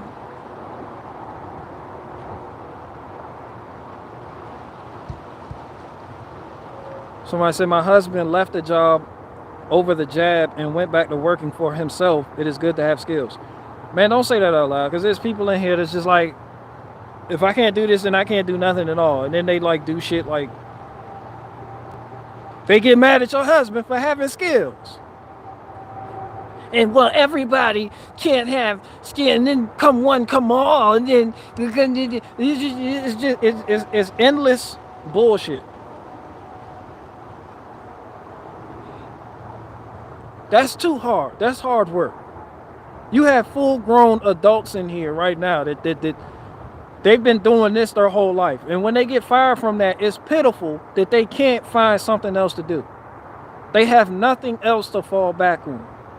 They have nothing else to fall forward to.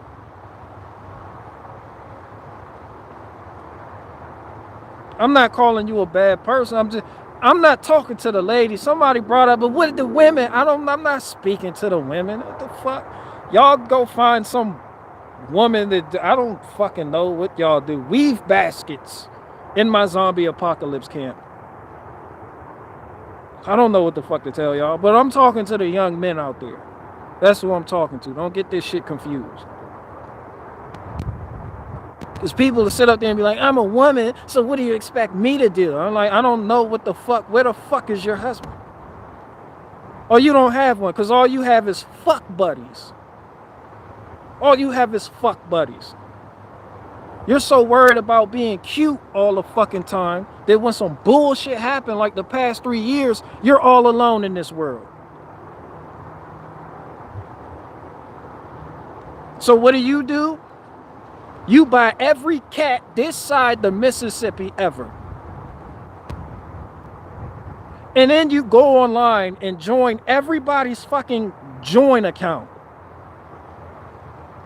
And heap to yourself men preaching this prosperity bullshit.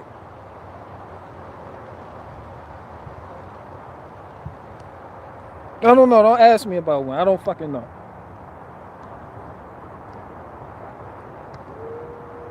You got women just looking for fuck buddies. Because you want to be in charge.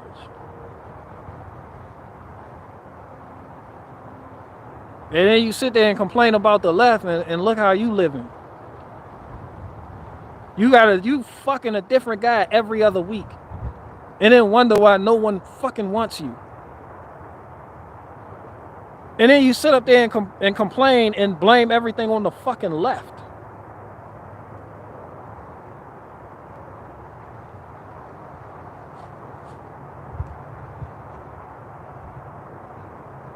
And you sit up there and talk about where are the real men. Then what they do, they ask themselves, where are the real men? And then they do nothing but watch RuPaul's Drag Racing.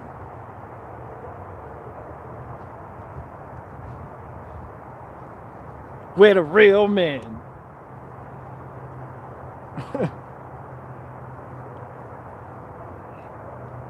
They're taken because real women get it. So don't ask me about you. I don't know what the fuck you're gonna do.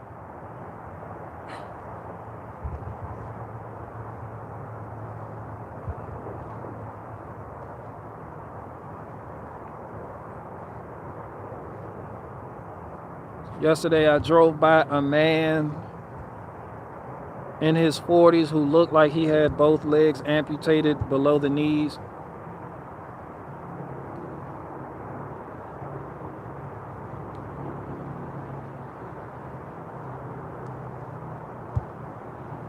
Somebody said it takes real balls to get labeled Woman of the Year nowadays.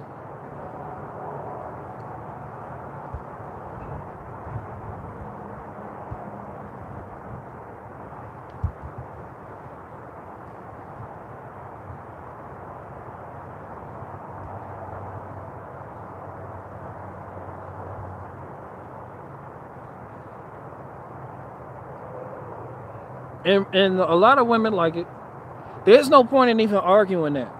Let him have Woman of the Year title. There's no point in arguing that.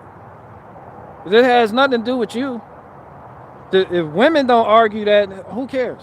And I'm not talking about the women who are against it. It's the women that are for it.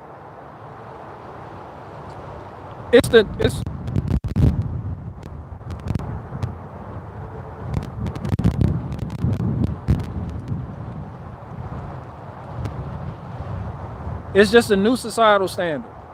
That's all. But that doesn't mean you change with the times. You just keep growing. That's it. You don't change. You keep growing. They're going to constantly go that way. No, you don't go that way. That's not for you.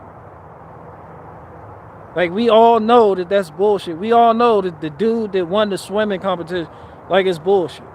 There's no need to argue that. Like, there's no need to get into it with some type of feminist and be like, this is why you're wrong. This is why this is this. No.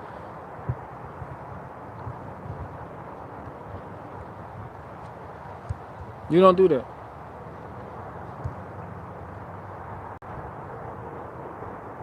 Catskill Hillbilly said real women can run a chainsaw.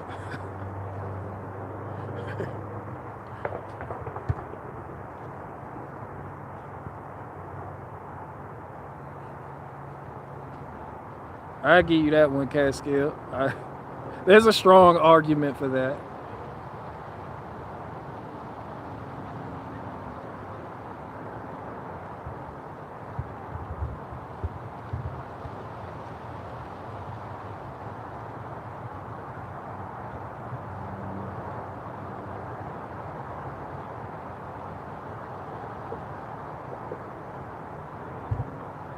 Somebody said the world's first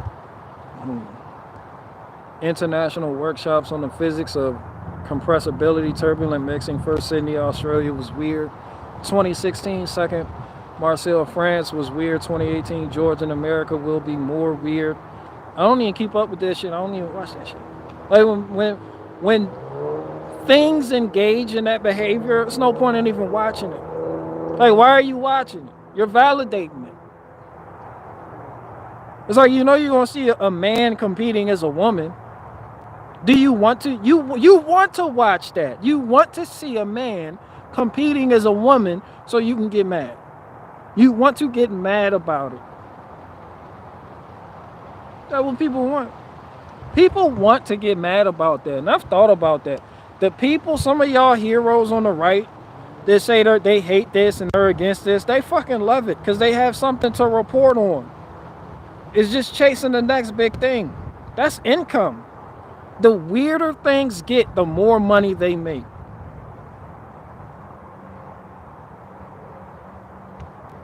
But there's the secret relationship between truthers and media.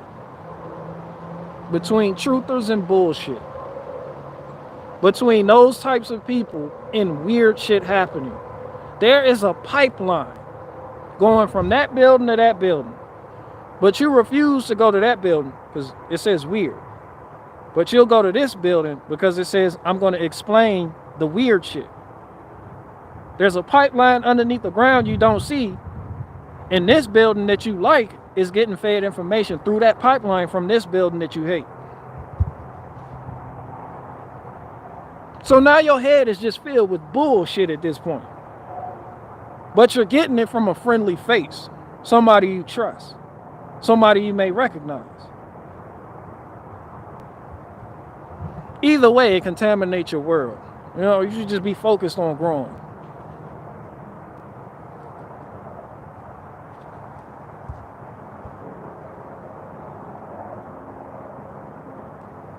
Bro, do you feel like the times haven't changed much? Technology, yes, but like people in general from the time of the Most High act the same? It's the same. It's the same. It's the same shit, different day.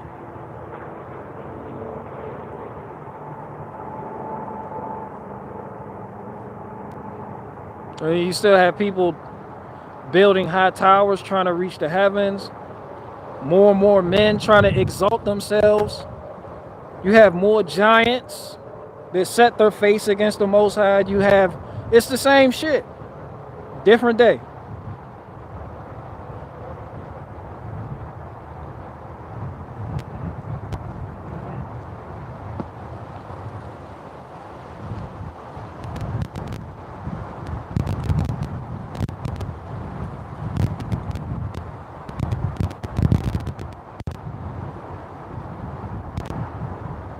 Somebody said, in the time you've been streaming, I built 2 compost stands.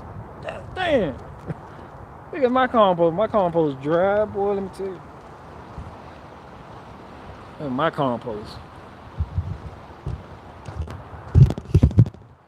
I remember I used to have duck right here, but I took that out.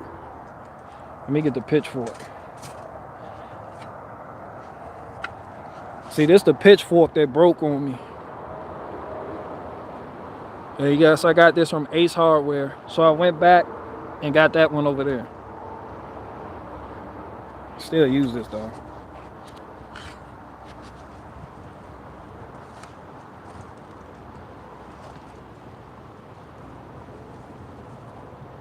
Smells good. I haven't turned it in a while. Look at that. That's good stuff right there.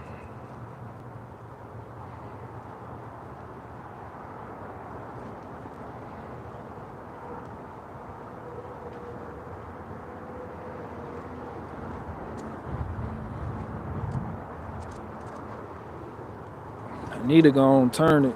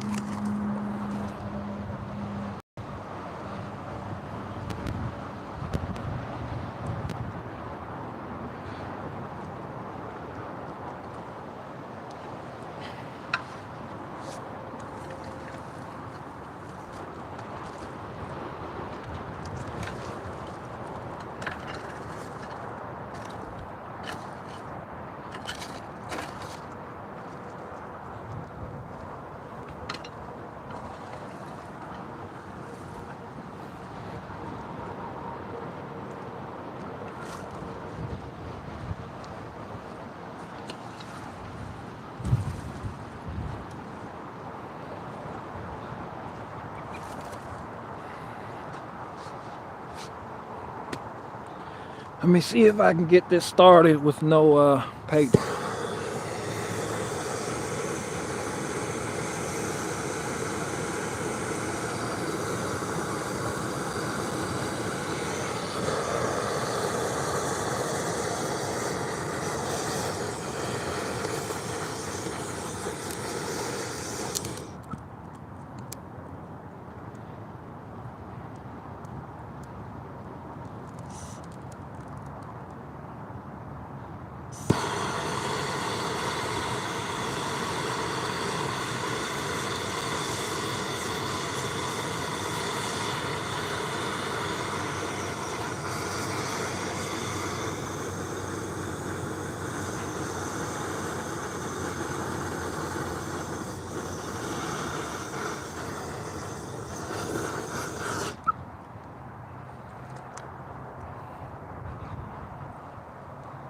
It's a little bit windy today, now mine.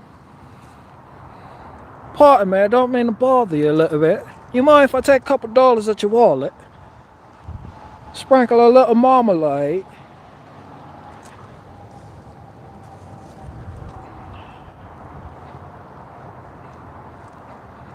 Sprinkle some Bitcoin.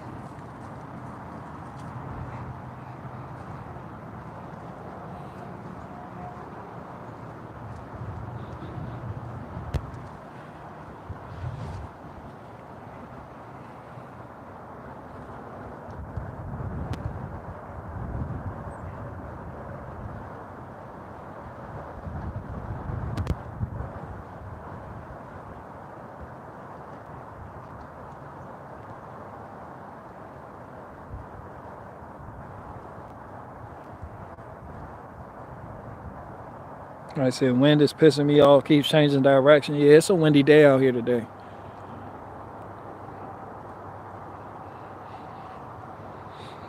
really is.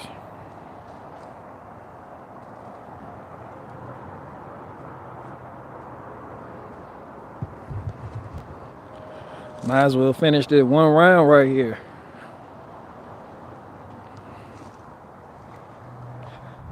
So I can definitely fit that in here.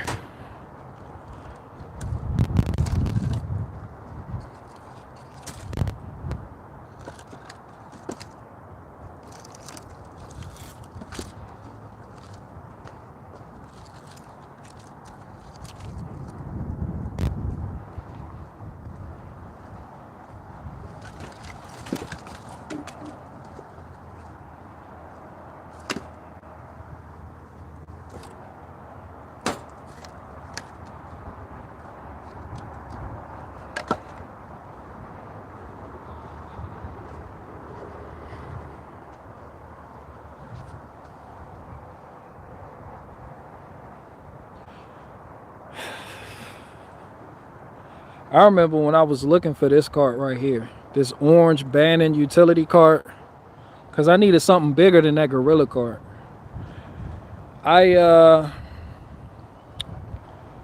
looked it up, and I think I saw the Gorilla cart that was just like this, but it only had 4 wheels. This one has 8 wheels. It has 2 right here, 2 right there, tandem axle, and then the same thing on the other side. But this one was, I believe, $800.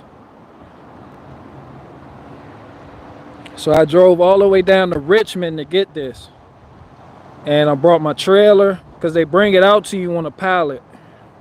And the way they do it is just too wide for you to like put in the truck bed, because they do it awkwardly. So you want to get one like this, you need to bring your trailer.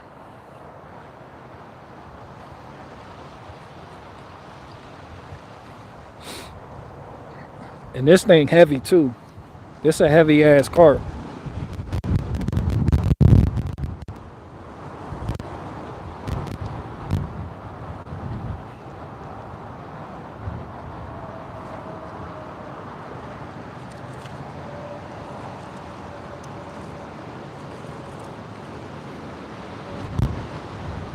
Damn, it's a bit too windy.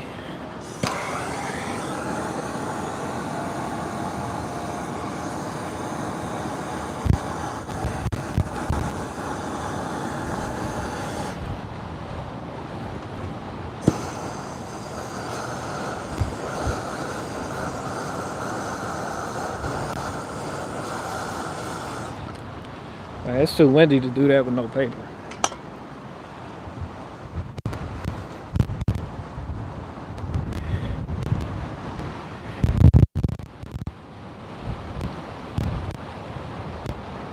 So what else y'all want to know?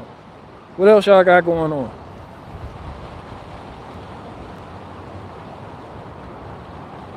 When I said bring a trailer to pick up a trailer, nice. Yeah, and you don't have to. You could just load. You could put that. Well, actually, you can't. I don't know. Maybe you and 3 buddies could probably lift the cart and like put it in the back of the bed, the truck bed. But yeah, just bring a trailer. BG, you have the grease pen for your saw. I don't. I don't know. No, I don't. What are you talking about? Drop a link after the video is over. So I might just order one.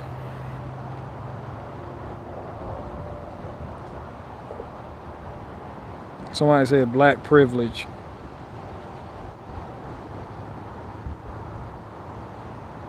So I said I'm about 20 minutes behind, but the good guy, bad guy Trump scenario you're talking about is the truth. Did you put in the pond? Nice. I don't want to talk about it, but yeah, it's a pond, and frogs live there. No, I don't have that Catskill Hillbilly. I'm definitely gonna be getting one though. I didn't even know that. I didn't even know you could grease the sprocket on the bars.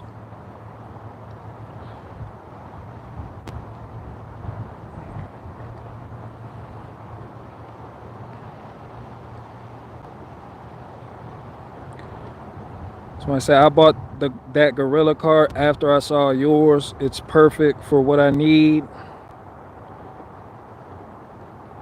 Yeah, because the Gorilla cart, and when I first started out, I would like load up the Gorilla cart and use the lawn tractor to pull the Gorilla cart and take it up front for people that wanted wood. But when you have people that want to come pick up cords, it's like, and I don't let nobody drive back here in my yard. Like they're always out front. So I got to bring it to them. So I would have a trailer up front, and I would load everything up for when they want to come pick up and have it in the trailer. That way they could just back up to the trailer and get the wood out the trailer and load up. But it took too much time with the black Gorilla cart, but I did it. Humble beginnings. But now that I have this is like, yeah, this 26 cubic feet, I believe. But when you load up that gator, it's just you get things done so much faster. Like you really do. Like you triple your productivity.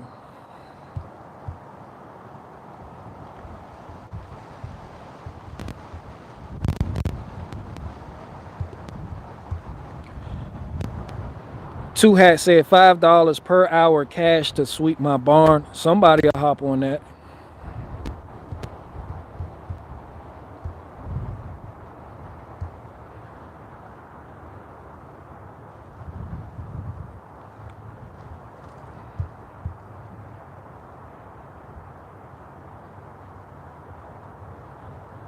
BG on the gorilla cart holding an elephant rifle at a snake. Yeah, that's funny. That sounds funny. And y'all already know about the pen right here you pull out so you could use the gorilla cart as like a trailer for your lawn tractor or whatever you have.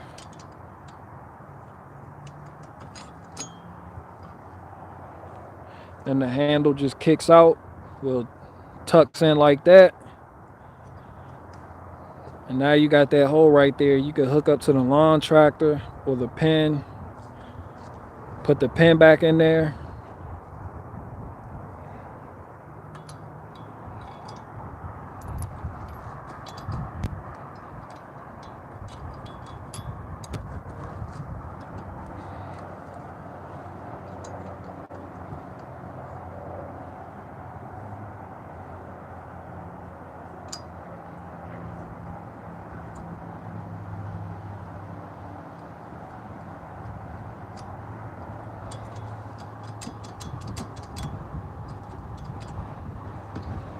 Because I used to fill this up with dirt and I will pull this across the yard and that thing gets heavy.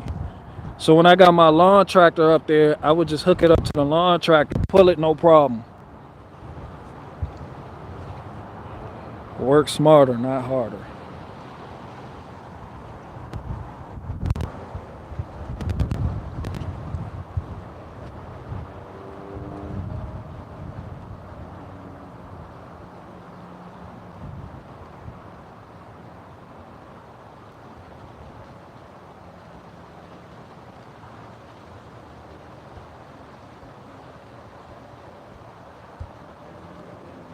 Somebody said, so you're not doing lawn care? I'm doing a whole lot right now.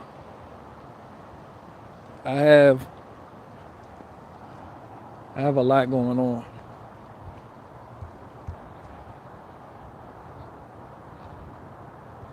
Is the link in the description?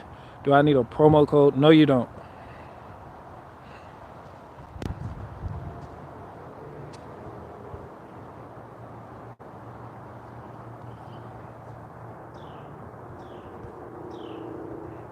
It better warm up tomorrow. I got some more.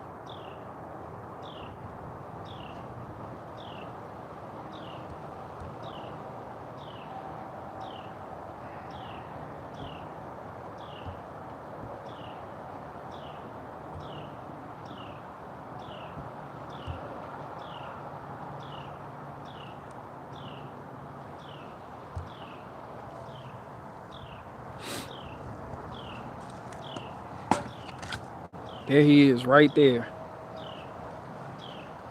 Right there.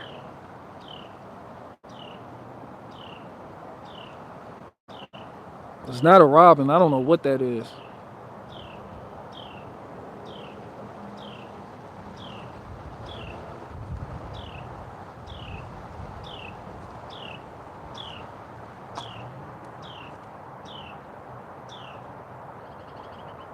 Oh yeah, that was a hawk. Okay. So that was a hawk up there. It must have been doing some type of signal thing. Damn, we have a lot of hawks around here. It must be good eating around here.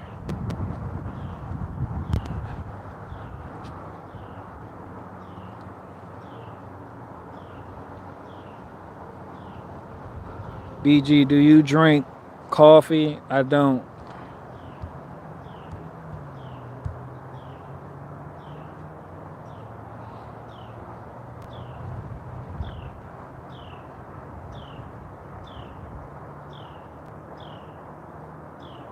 Somebody said Atticus Finch. That makes sense. I'll go for that.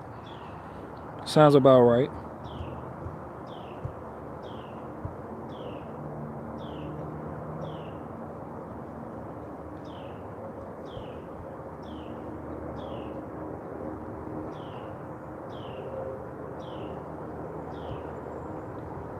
Somebody said I get bluebirds like crazy in my yard. They're supposed to be uncommon because I got them all, I guess. They're probably blue tits. Like the blue titmouse. Right, and I was watching, YouTube recommended me a bird watching event live cam of a blue titmouse setting up shop in a tiny home. Like I guess that's what I'm watching now. I'm watching tufted titmice build nest now.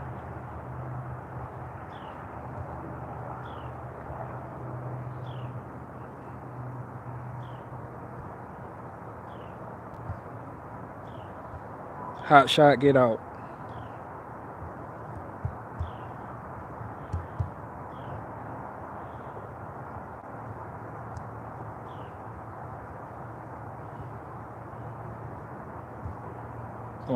I like watching tigers hunt their prey.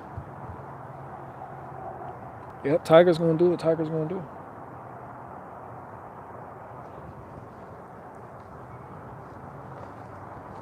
The tufted titmouse.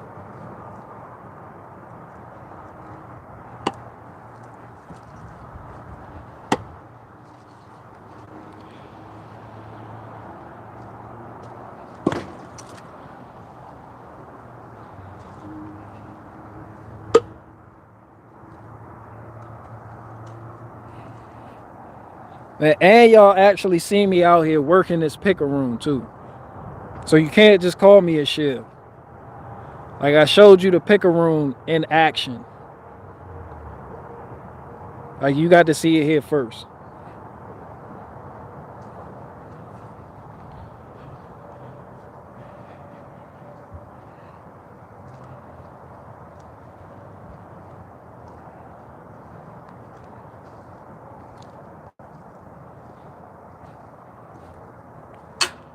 So now I need to back up the gator and fill up the bed on the gator before I take this around the corner and start stacking this on the pallets.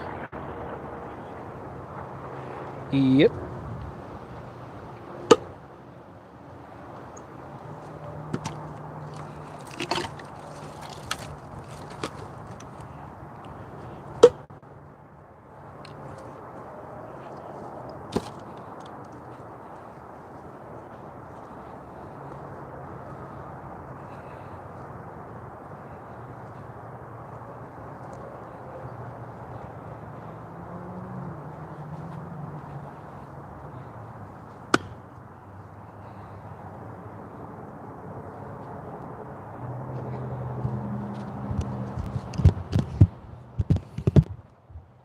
All right, any questions? Any questions? Somebody said it seems like picking it up with your hands may be faster. And I thought the same thing too, right?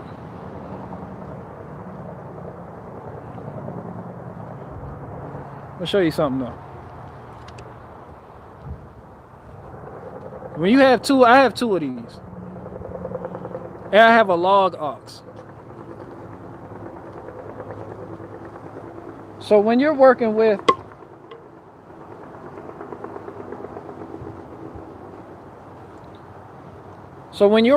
a round this size, you have to use both hands to pick that up. Like no one's picking that. No one's picking that up with one hand. But when you have a picker-room, you could pick that up with one hand and you can get another round the same size. So now you're getting 2, where before you could only get 1. Also, this saves your back. Like, imagine having to bend over and pick up each of these rounds. Like, all you have to do is a slight, depending on how tall you are, just bend your knee a little bit, stab it, lift it, and pick it up. It also makes the actual weight of the log easier to manage too. Which is why you see me splitting wood with one hand, because I was holding the phone in the other hand.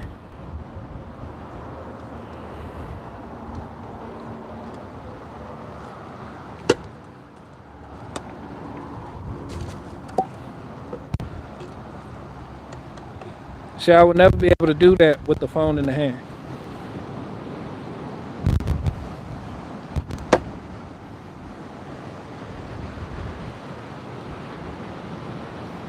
Somebody said BG tired of bending over. Man, you feel it.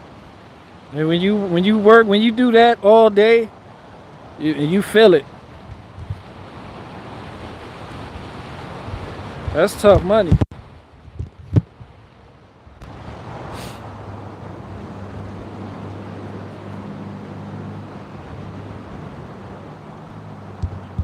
It save your back. Save your back. It's a back saver. That's what it's for.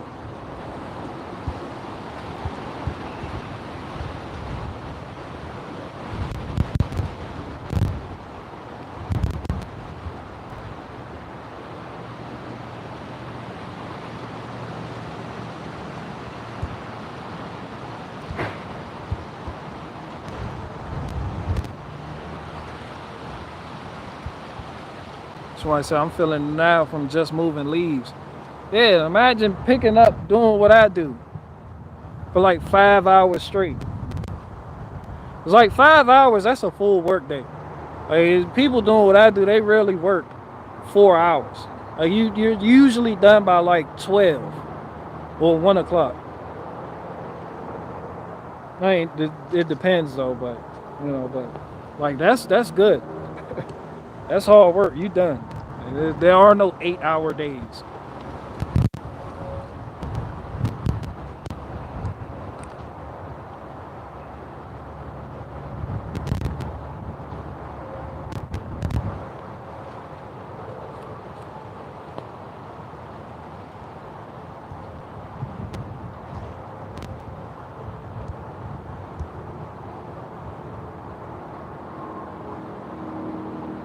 Somebody said, how long did it take for things to get back to normal after you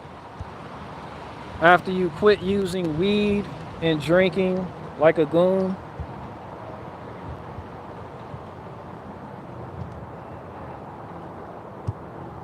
I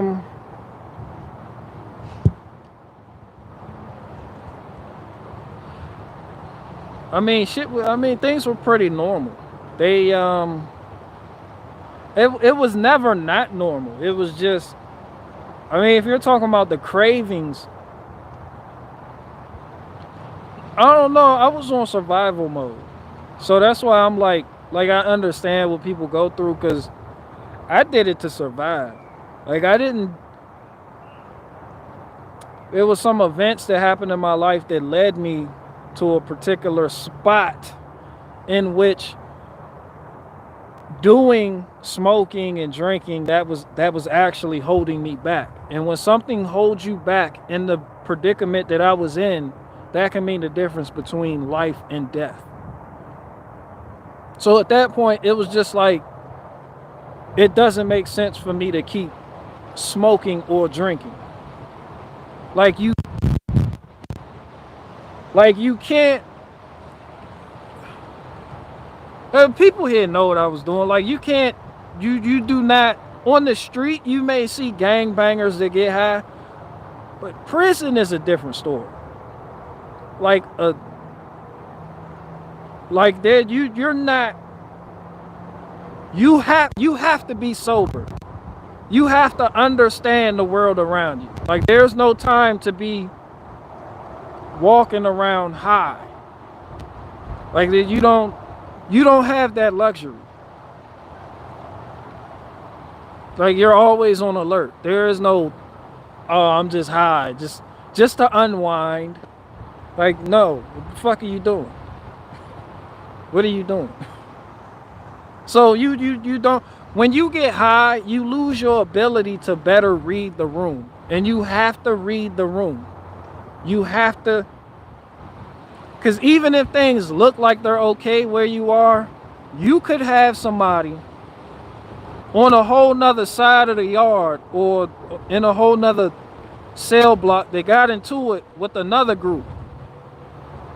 Like perfect example, I had a homie named Ace. He got into it with some MS-13s. Now, we were cool with the MS-13s on our cell block, but he got into it with the MS-13s on his cell block, and we didn't know about it. The ones on our cell block found out about it. So it was just like through perception, just, I don't know, you could feel it. Like, you could feel it when you're sober. Like, you like, yo, they're moving different. Like, you notice it. You like, the one, how come, like, yo, we got MS-13, they're moving different on our block. Like, and you got a homie, it's like, yo, you see that? And they're like, yeah, I see that. Like, what's up with that? And then before shit gets out of hand, you could do what you have to do. You could run down. You could try to mitigate the situation, whatever. But if you're just high or you're just drunk, I mean, you typically live in your head. Like, the outside, yeah, you lose sense to like outside things. And it's more about you. It's how you feel. It's like, yo, I'm feeling good. Man, what's up? Let's play these bones. Let's get this shit. You're not, I don't know how to explain it, but you don't want to do that. As a matter of fact, I know few people that did that. Like, you don't, like, we didn't even do that. We didn't do that. So it was life and death. I don't know how else to tell you. Like, and I don't wish to start doing that at all. Like, I didn't miss it. When I stopped, I didn't miss it. It's easy to do that and get caught up in drugs when you're out here in the world, though. I understand, because it's like you get lost in the world. It's like, whatever. Fucking roll up a joint or whatever. Like, I get it. I understand. Like, there's people out here that have time and luxury to do nothing. Like, they don't have to manage their time is good. I don't know, I can't explain it, man. But there was no getting back to normal when I started. Like, it was normal. Like, I felt better than I ever have in my life. And I used to smoke, like, I used to smoke like 10 J's a day. Like, I was fucking retarded. I used to smoke 10 J's a day. I used to drink like at least like 3 40s a day. I was drinking 40 ounces, Old English, Four Locos, Saveca, Sky, Remy, Hennessy, E&J, whiskey, all types of shit. Like, I did it all. Now, when I drank, I drank. But you can see how me saying that, how childish it sounds, right? It's like, look at me now. You think I would be where I am now if I still had a habit like that? Like, do you honestly think I would find a good woman like I found if I had a habit like that? Like, those type of men that engage in that type of behavior, you'll be hard pressed to find one that actually finds a good woman as they engage in those type of behaviors. Like, my life would be totally different right now, and not for the better.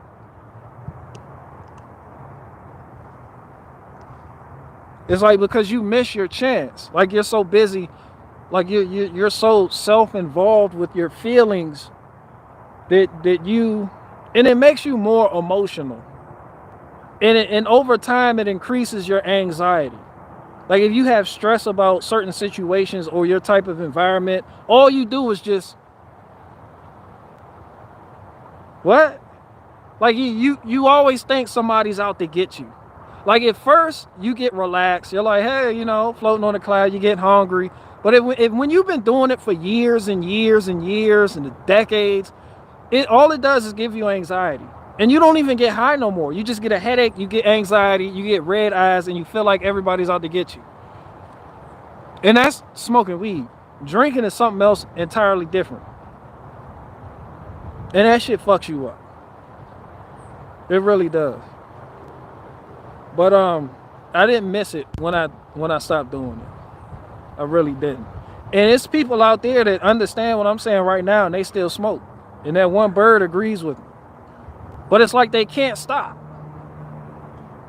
It's like there's people out there right now that no longer get high from smoking weed. They just do it because it's a part of their routine. And people love routine. You're creatures of habit. You love your routine. So you can hear me saying that it may be in your best interest to not do that, but you're like, you know, you gloss over that. You like everything else I say, and it's just what you do. You get high and listen to me talk. Like it's people that roll up when they see me going live. They're like, oh shit, that's my nigga. Oh, let me roll up.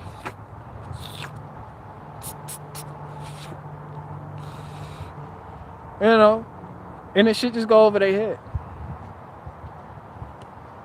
But it's easy out here in the world to get lost in the sauce and get left behind. And it's easy for people to feel like they need to do this to unwind because they have the luxury of doing so. I didn't have that luxury.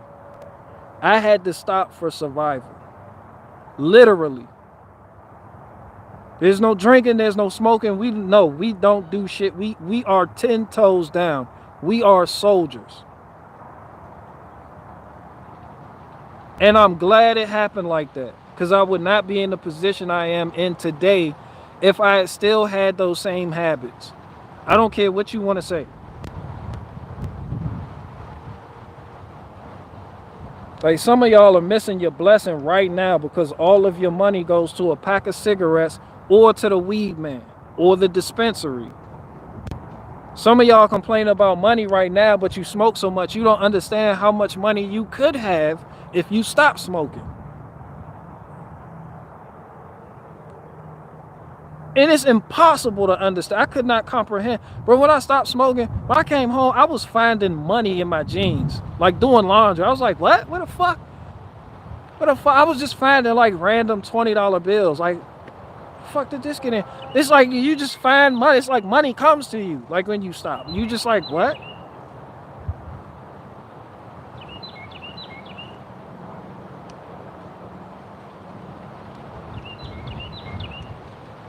And it's the same way with cigarettes. And it's freeing. It's freeing. And that one bird agrees. It's free. When you want to smoke and you go places, you have to kind of be, unless you're growing your own, you have to live next to a city. That's where the dispensaries are. That's where you get your supply. Or you got some other illegal means coming. And that shit leads to strife, hardship, you constantly watching over your back. You can't get caught with this. Like you can't, you're not even free to move how you want to move. Like you're in bondage. You are. I don't care how good it makes you feel. You're in bondage. But people like that. People like that.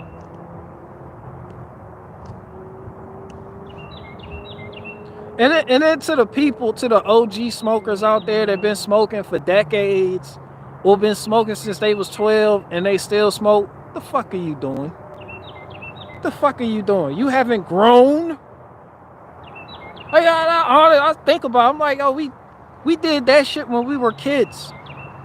Like, we're men now.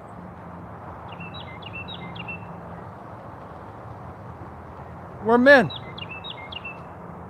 We did all that shit when we were kids. We got all of that out of our system by the time we were 19. Here you are, 40 years old, still smoking weed.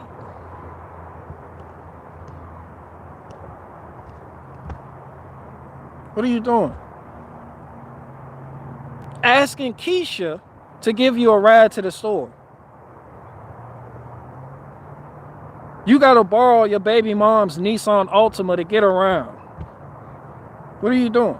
It's because you smoke weed. And don't tell me you got a good life, but you still smoke weed to unwind. Why? You got a good life, right? So what do you need to unwind for? What about that is relaxing? If you don't live like that, then why are you doing that? Like, why? They can't tell you why. They're just like, and then they say it's not a junkie thing. Weed isn't a junkie thing. But then they live like junkies. And they give junkie excuses.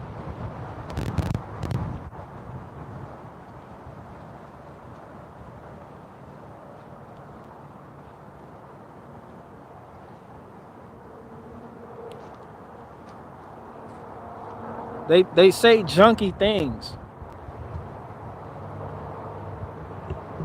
Fuck. Like, when I stopped at a stoplight one day, a dude seen me, I guess because I got dreadlocks. Dude was like, yo, you got a lighter? I was at the light. Dude was like, yo, you got a lighter? You got a... And that's the people on the street at a street level. I'm like, do you even know what you know how you sound to me right now? You're asking me for a lighter because you want to smoke something. I don't know what it is.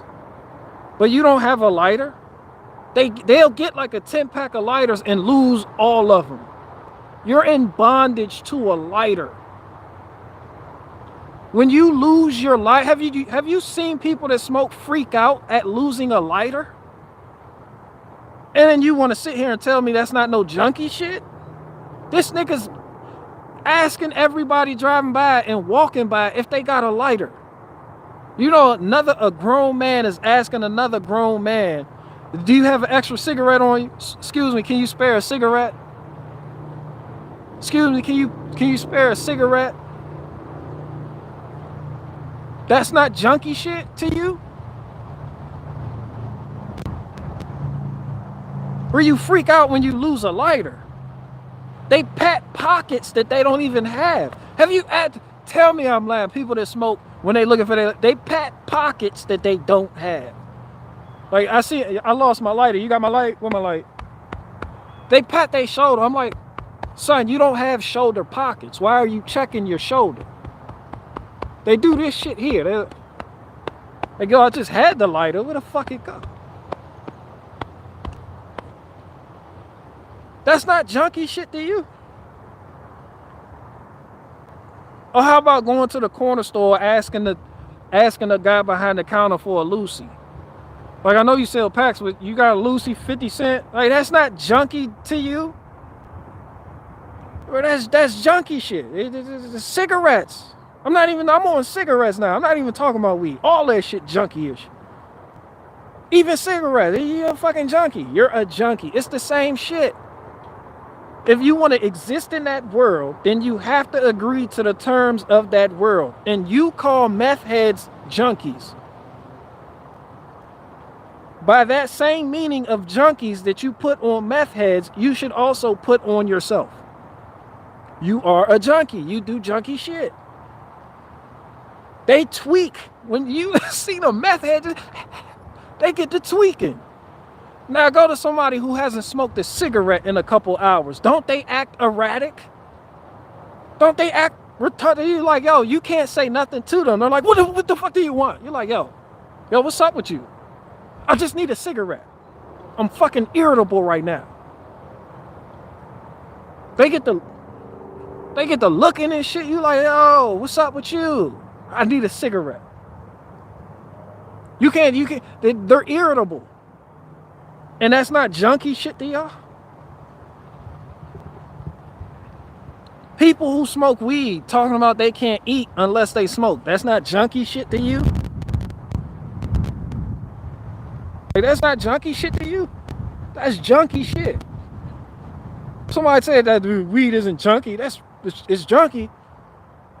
It's junkie when you smoke and all you get from it is a headache and red eyes and anxiety. Some of y'all, and it's fucked up because some of y'all out there smoke weed to relieve yourself of anxiety and then get anxiety from the weed. But you won't admit it because you like smoking weed. You are a junkie. You're a junkie. You get anxiety from the world, so you smoke weed as a place of refuge, as a place you can escape. Then you smoke weed, get high, and get anxiety from smoking weed. Some of y'all smoke and then lose your appetite, walking around looking like crackheads. It's like you gonna eat, you're like, I would, but I got high. It's some people that smoke so much that they can't even eat when they get high. And there's some people that smoke so much that they have to wait to get high in order to eat. They don't have an appetite unless they smoke. And that's not junky to you?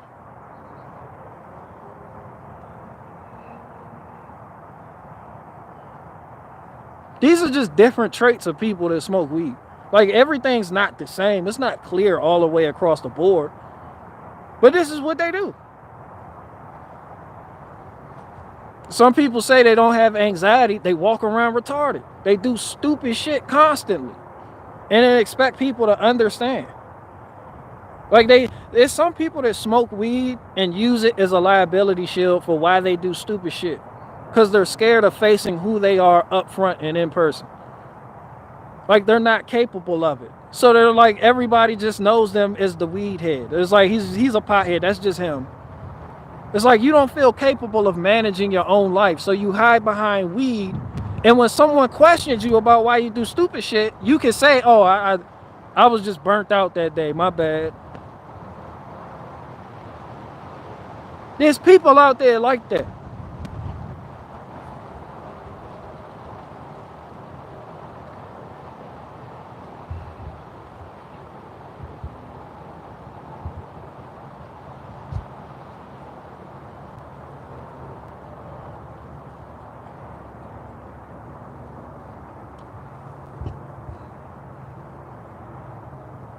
Like, there's people that smoke weed.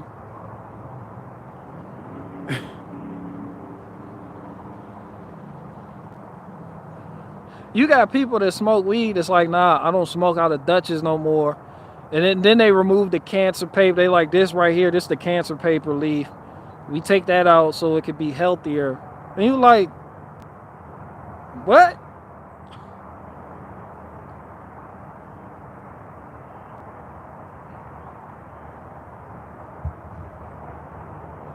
We gotta take out this cancer paper.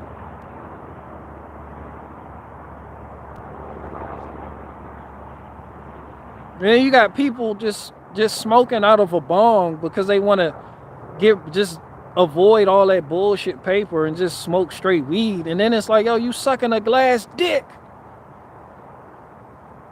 Man, you know how people look smoking a bong? It looks retarded. I'm sorry. Like, you put your lips up to this glass dick with a fine just. Like, that shit just looks stupid, son. I'm sorry. I'm sorry. I'm not trying to offend you. I'm not. And people think it looks cool. They're like, I'm smoking a bong. Like, it looks cool. It's like, you might as well smoke a bowl. And then those be the same type of people criticizing crackheads. Like, look at that crackhead. Look at them right there. Then they turn around, got their bowl. They sucking on a glass dick.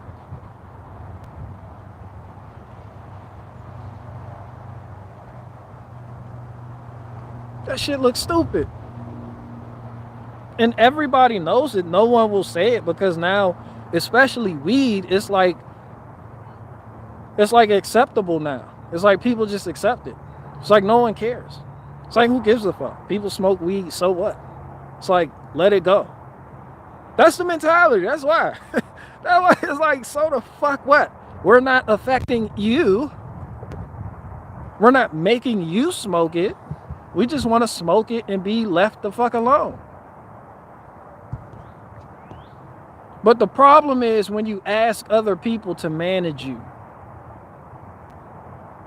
Like a lot of y'all do, politicians. Like when you put a standard on other people to manage you better. when you can't even manage yourself better. When you constantly do self-destructive shit all fucking day and expect a government to be your fucking daddy and come in and clean up everything. Even the people who say they don't want fucking government, or people who say they want limited government, they still want government in some capacity to help them the fuck out. It be people talking about limited government going to protest so the government can do certain things. It's just like you're not capable of managing it. Like, you wouldn't have the luxury of getting high. Like, you.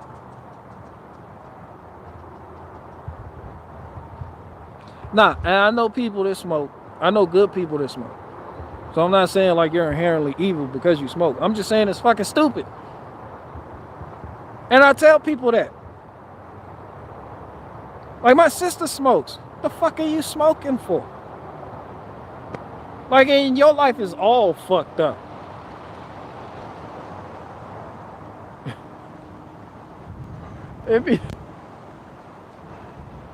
Kim, are you watching this, Kim? Kim, I know you watching me.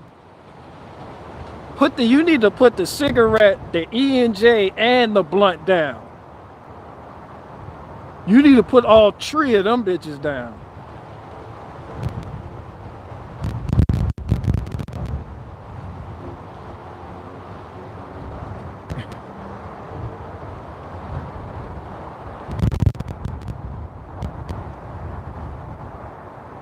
And it's always smokers that be like, they won't help me. No, I'm gonna tell you, smokers and families are something else. You'll see them at a family function, at a family reunion to get together. They smoking, they go to their corners, they talk shit about everybody else there. They talk shit about everybody else there, and they shit stink the worst. And half of them will have nowhere to live. They living with other family members because they just can't get their shit together. And then they get mad at you because you don't want them living with you. So now it's your fault. Now they want prosperity, God. Now they want the come as you are doctrine. Like, there's nothing I have to do. He needs to change. He should just allow this shit. It wouldn't be a problem if you did that shit, you were good. There's a lot of people out there like that. They got homes, houses, businesses. They do what they do. I'm talking to this other group of people here that engage in this type of behavior. They say, I'm not bothering nobody, so it shouldn't bother you that I do this. But then they want to come move in with you. And then they get mad at you when you say you can't move in with me. And then they say, why? And you say, because look at the type of shit you're doing. Like, the type of behavior you engage in leads to other things. For instance, you moving in with me and contacting weed men and got a weed man coming to my house to drop off some shit. I don't approve of that. I have a standard. This is not a democracy. You do not have freedom. This is my shit. I am the dictator. This is my house. I don't want the weed man here. I don't want the crack dealer here. I don't want that shit in my driveway. I don't want you sitting on the porch smoking that shit. I don't care if you think I have a big ass backyard. You could just walk through smoking and it'll be a great experience.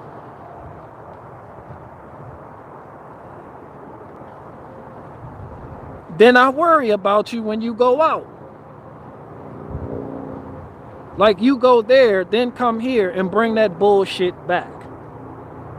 Now you got that shit in your house. I might get pulled over one day and get pressed out because you have some shit on you. Like, cops don't fuck with me at all. I'm not worried about the police. But you got some shit on you. Now they want to start asking questions.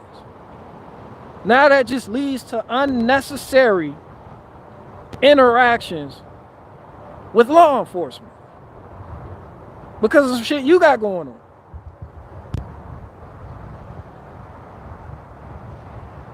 I'm not patting you down. I don't know how much. You may get high and leave some shit somewhere that I got to answer for. Like, no, I don't want that shit around.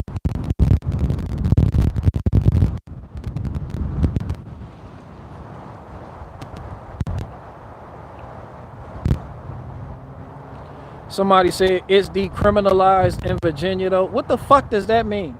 Do you understand what you just said? Bro, when I get pulled over in Virginia, you do understand, according to the FBI, I am a terrorist. I am. I still have a blue check mark by my name when they pull me over.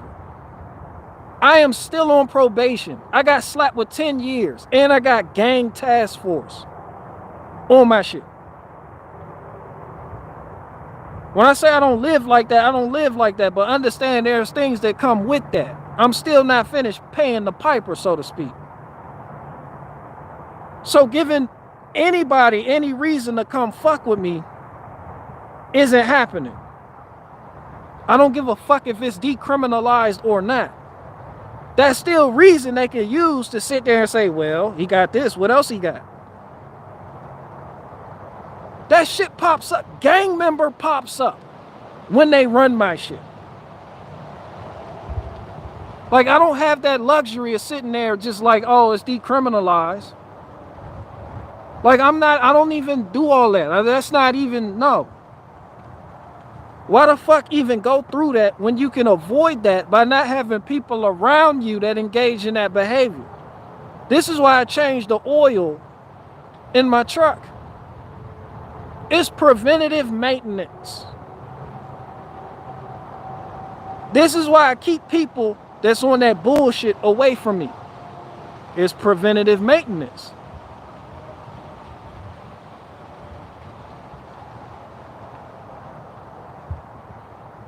Somebody said, yeah, I didn't realize you were on papers.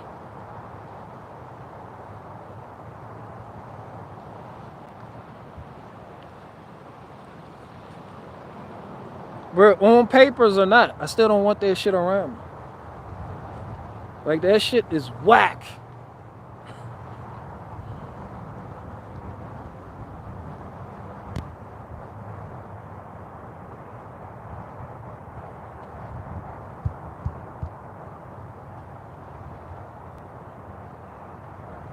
So I say you need some keep off grass.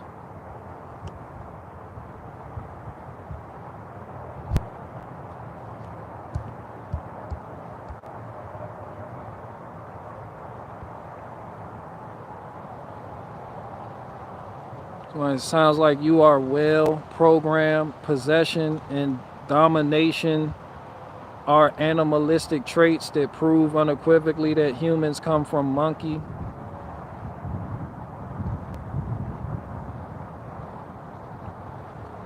I'm gonna throw my cigarette butts in BG's yard.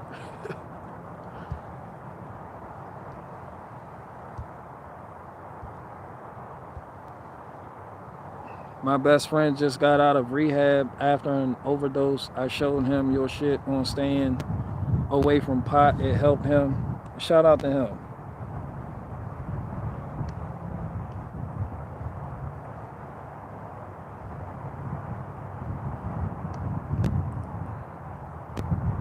Somebody say, who goes to rehab for weed? I have no idea. But a lot of people that do come home from rehab or go to that program, they'll use weed as a way to kind of level down from the harder shit that they do. A lot of people do that. A lot of people turn to weed so they stop doing what they were doing.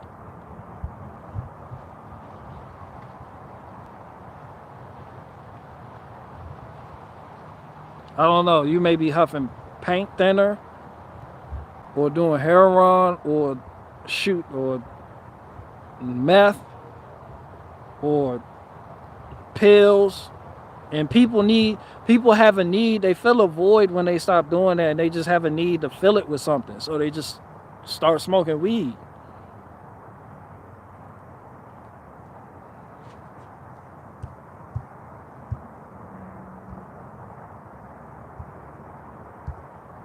Jesse Smollett's news say you still talking about weed? Come on, man.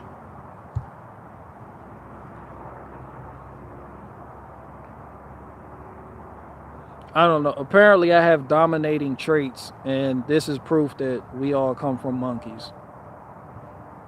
According to constitutional editor or whatever his name is. I don't fucking...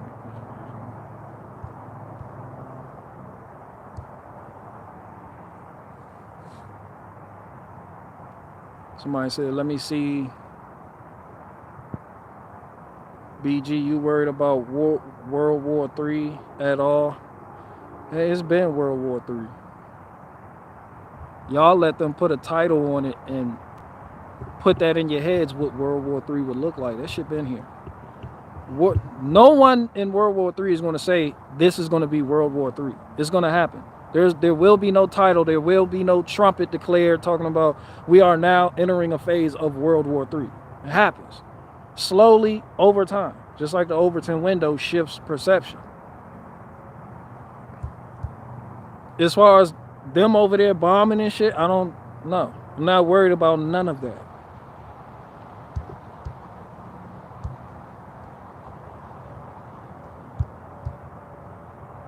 I don't know. No, I'm not worried about it.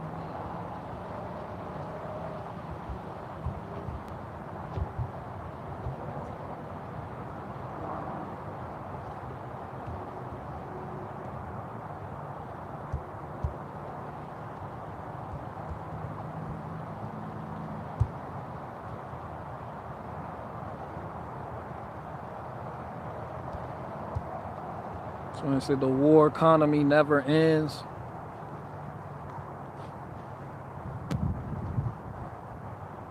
You look like ASAP Rocky, the rapper.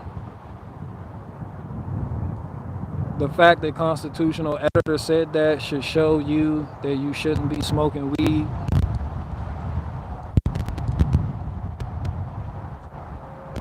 Yeah, he said some wild shit, but he got it though.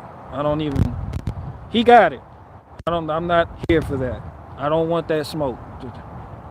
I'm not going there. That's a whole nother dimension. I'm winding down no.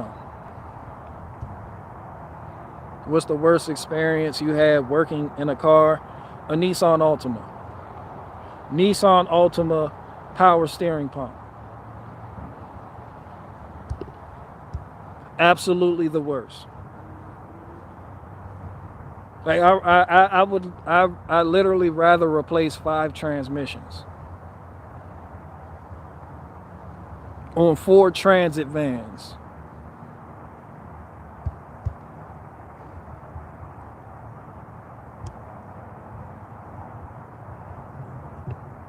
I'd rather replace the transmission on a 4 transit van than deal with the Nissan Altima power steering pump.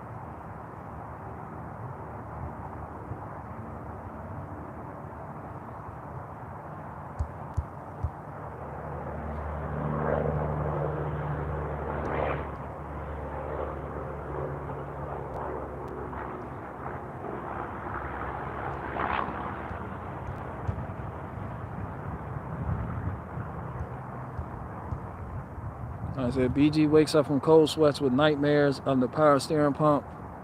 Bro, that gets me going. That gets me going. You guys don't know my pain. You don't know my struggle. I need reparations from Nissan for that. Like, that's justifiable reparations. That's terrible. Yeah, that's all, folks. They say it got me stumbling and stuttering and whatnot. No, I said just saying evolution is absurd. I think that's what he believes. He got it.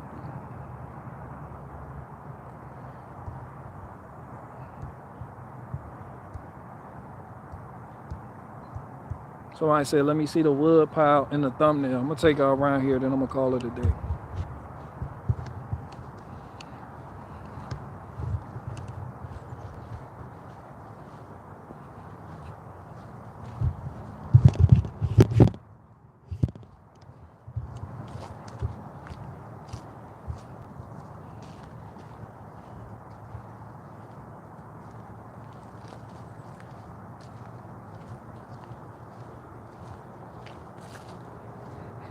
So I got the pallet set up, and this where the wood that you see me split this morning is gonna go.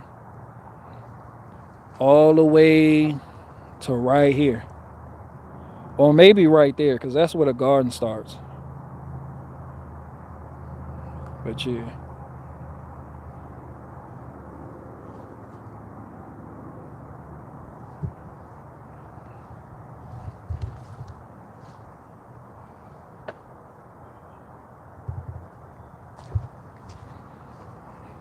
This where I'm gonna let it season for next year. I'm thinking about removing that tree right there and lining some more up along the fence. That's just a little pavilion on the other side right there.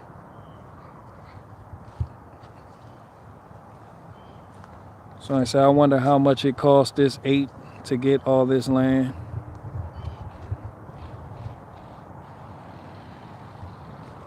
But yeah, that's what that is. Somebody said, are you selling them or stocking them? No, that's for next year.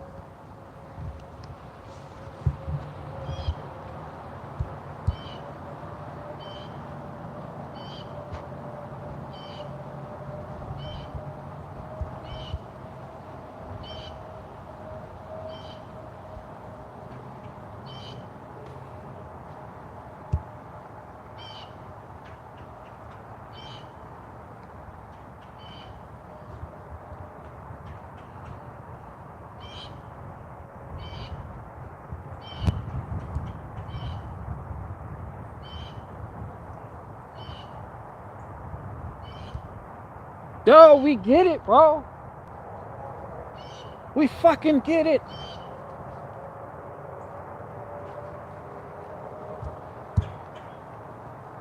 Rocco Rabbit, I'm out too. I'm out right along with you. Because I've been live streaming for like 3 hours, 55 minutes. Pretty soon somebody's going to come on here and tell me to get a job. Because they're like, yo, you just talk all fucking day. You just go get a real job. Let me get the fuck on out of here. I don't want that smoke. Y'all got it. Y'all got it today. I don't want that smoke. That one blue, just shut the fuck up. Let me go deal with him. Everybody out.